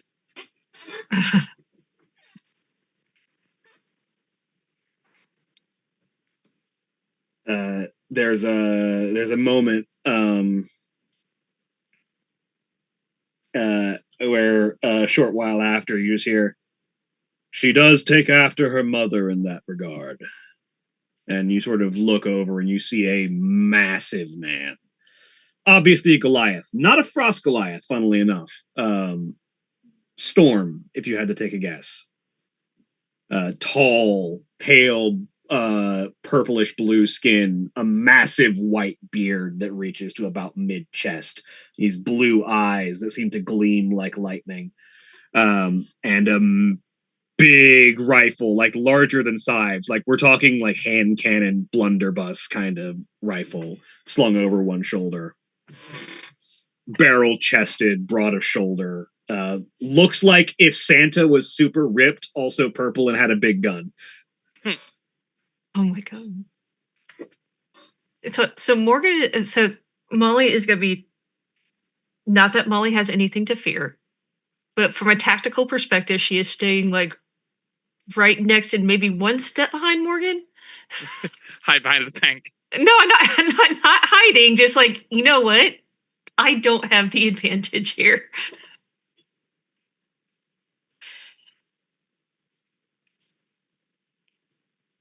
Which is, I Just think, funny. watching. I think, isn't Molly taller than Morgan?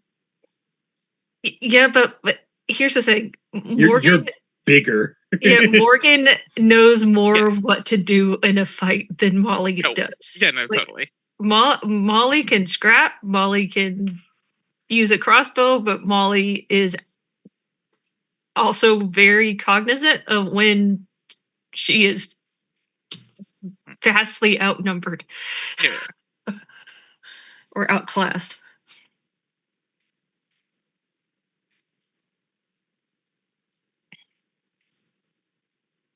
You're saying, Astra? Oh, I'm just sort of there watching this whole thing with my usual skepticism. Mm-hmm. Are you like being, don't take this the wrong way, are you being alive, or are you being like, I'm just an innocent doll like in somebody's backpack? That's actually a good question.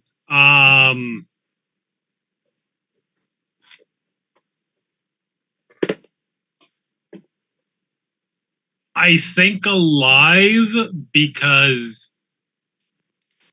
it's not outside the realm of possibility that somebody might see just a random thing, inanimate thing, and think, oh, I can fix that. And then I will have to stab someone. Got it. Here it's and not. again, they don't seem to be giving any dirty looks to anyone. So here it's not. I can fix that. It's that I can give it metal. I Okay, could, but that I, ups your A. Okay, I but that could, would up your AC though. I could ironclad that. You would still get stabbed. Yeah, but you gain AC out of it. You are a warlock. You can wear up to medium armor. At I'm that pretty point, sure we'd be- iron plates don't count as medium armor. It'd be a Okay, breast. It'd be a breastplate. You know. Yeah, breastplate's medium. to be fair, it could count as natural armor at that point. That's Just how I trade out the become a porcelain with warforged. an iron mask. Go from a Geppetto to a warforged. Oh my god, that's Anytime you warforged. That'd be funny. Also, breastplates are one of my least favorite armor types in D&D. I mean, Mhm. yeah. But they're useful. Yeah. This tall Goliath man sort of calls out, and Sive looks over as he approaches, and there's a moment where the crowd parts because this guy is clearly someone important, and the pair of them, Sive just runs up, gets a running start, and you get the sense of scale because Sive is a Goliath woman. She's tall as fuck. This guy is even bigger than her. But there's a moment where she runs up directly in front of him. You think she's about to barrel into him, and then she stops, jumps up, and headbutts him in the forehead. And they sort of bounce off of each other, and there's a moment of tension, and then the guy just bursts out laughing. And the two of them wrap arms around each other in a welcome back kind of embracing hug. that's endearing in an odd way. And also terrifying. Oh no, definitely terrifying, but endearing. As the group of you approach to try and figure out what's going on, Sive sort of turns back and looks at the group of you. Ah, you all. This is me da. Wrong accent. This is my this is my da. Pleasure to meet Hi. you. Hello, sir.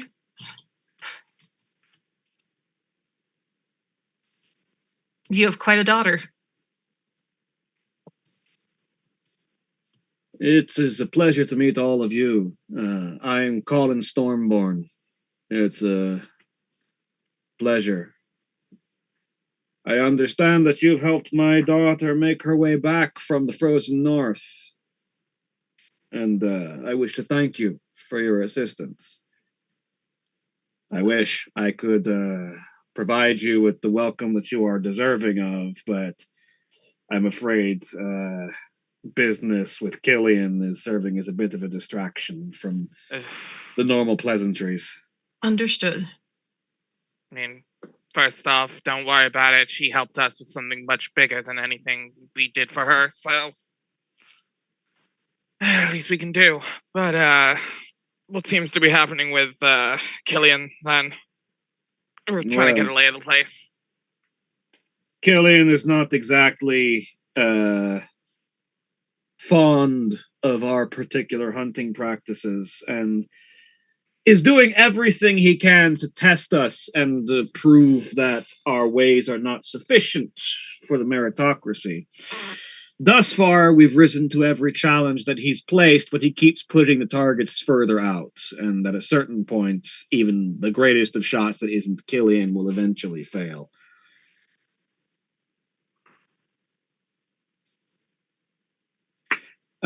At which point you do hear from the distance, Stormborn, I've got your next target for you. Send up your best shot. And you sort of look and see standing up on the rampart that's sort of formed around the outside of that big tent tower. You see a distant figure. It's hard to make out a bunch of details based on how far away he's standing, but he just has a massive bow slung over his back. Like the bow is taller than he is. And he's dressed in this sort of like colorful but practically form-fitting like leather and hide attire. You see a hair of short brown hair, a head of short brown hair. You think his ears are pointed, but not dramatically. You don't know if that means anything in particular about him. But you do see like the scruff of like a short chin beard that just sort of frames the side of his face. And he sort of leans over the edge of the railing and calls out towards the group around. Colin sort of looks up. Well, let's see how much further out the target is this time. Sive just sort of looks over. Let me take the shot. I've only gotten better since I've been out. And Colin looks down. If you're sure. You were one of our best shots before you left. I can only imagine what you can do now. Go on. Sive walks off to go. As Sive goes to walk past, Morgan's gonna give her a clap on the back, like shoulder. It's like, you got this.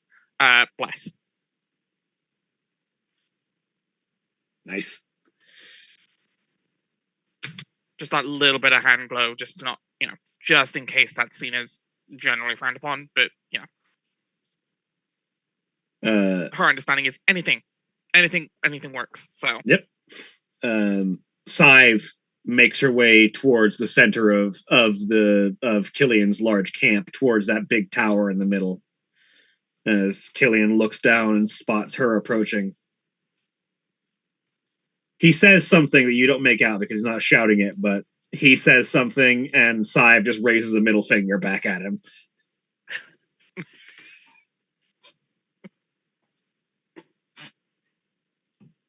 But as Sive ascends the tower to take her shot at whatever this next challenge Killian has set for the Ironclad, and as you take in this environment, Colin sort of looks back at the group of you. I'm sorry that you all walked in on this, but it looks like everything is going to be ramping up a little bit. You're welcome to hang around, but things might get hairy if we keep winning and Killian's not satisfied with our humiliation.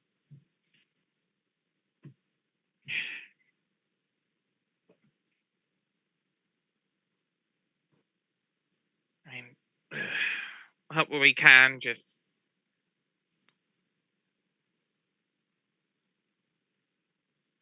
not sure how we put a stop to that situation.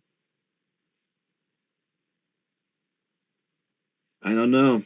I'm fairly certain Killian's going to keep putting out farther and farther and harder shots until we either fail or we challenge him directly. Eventually, he's going to put out a shot that only he can make.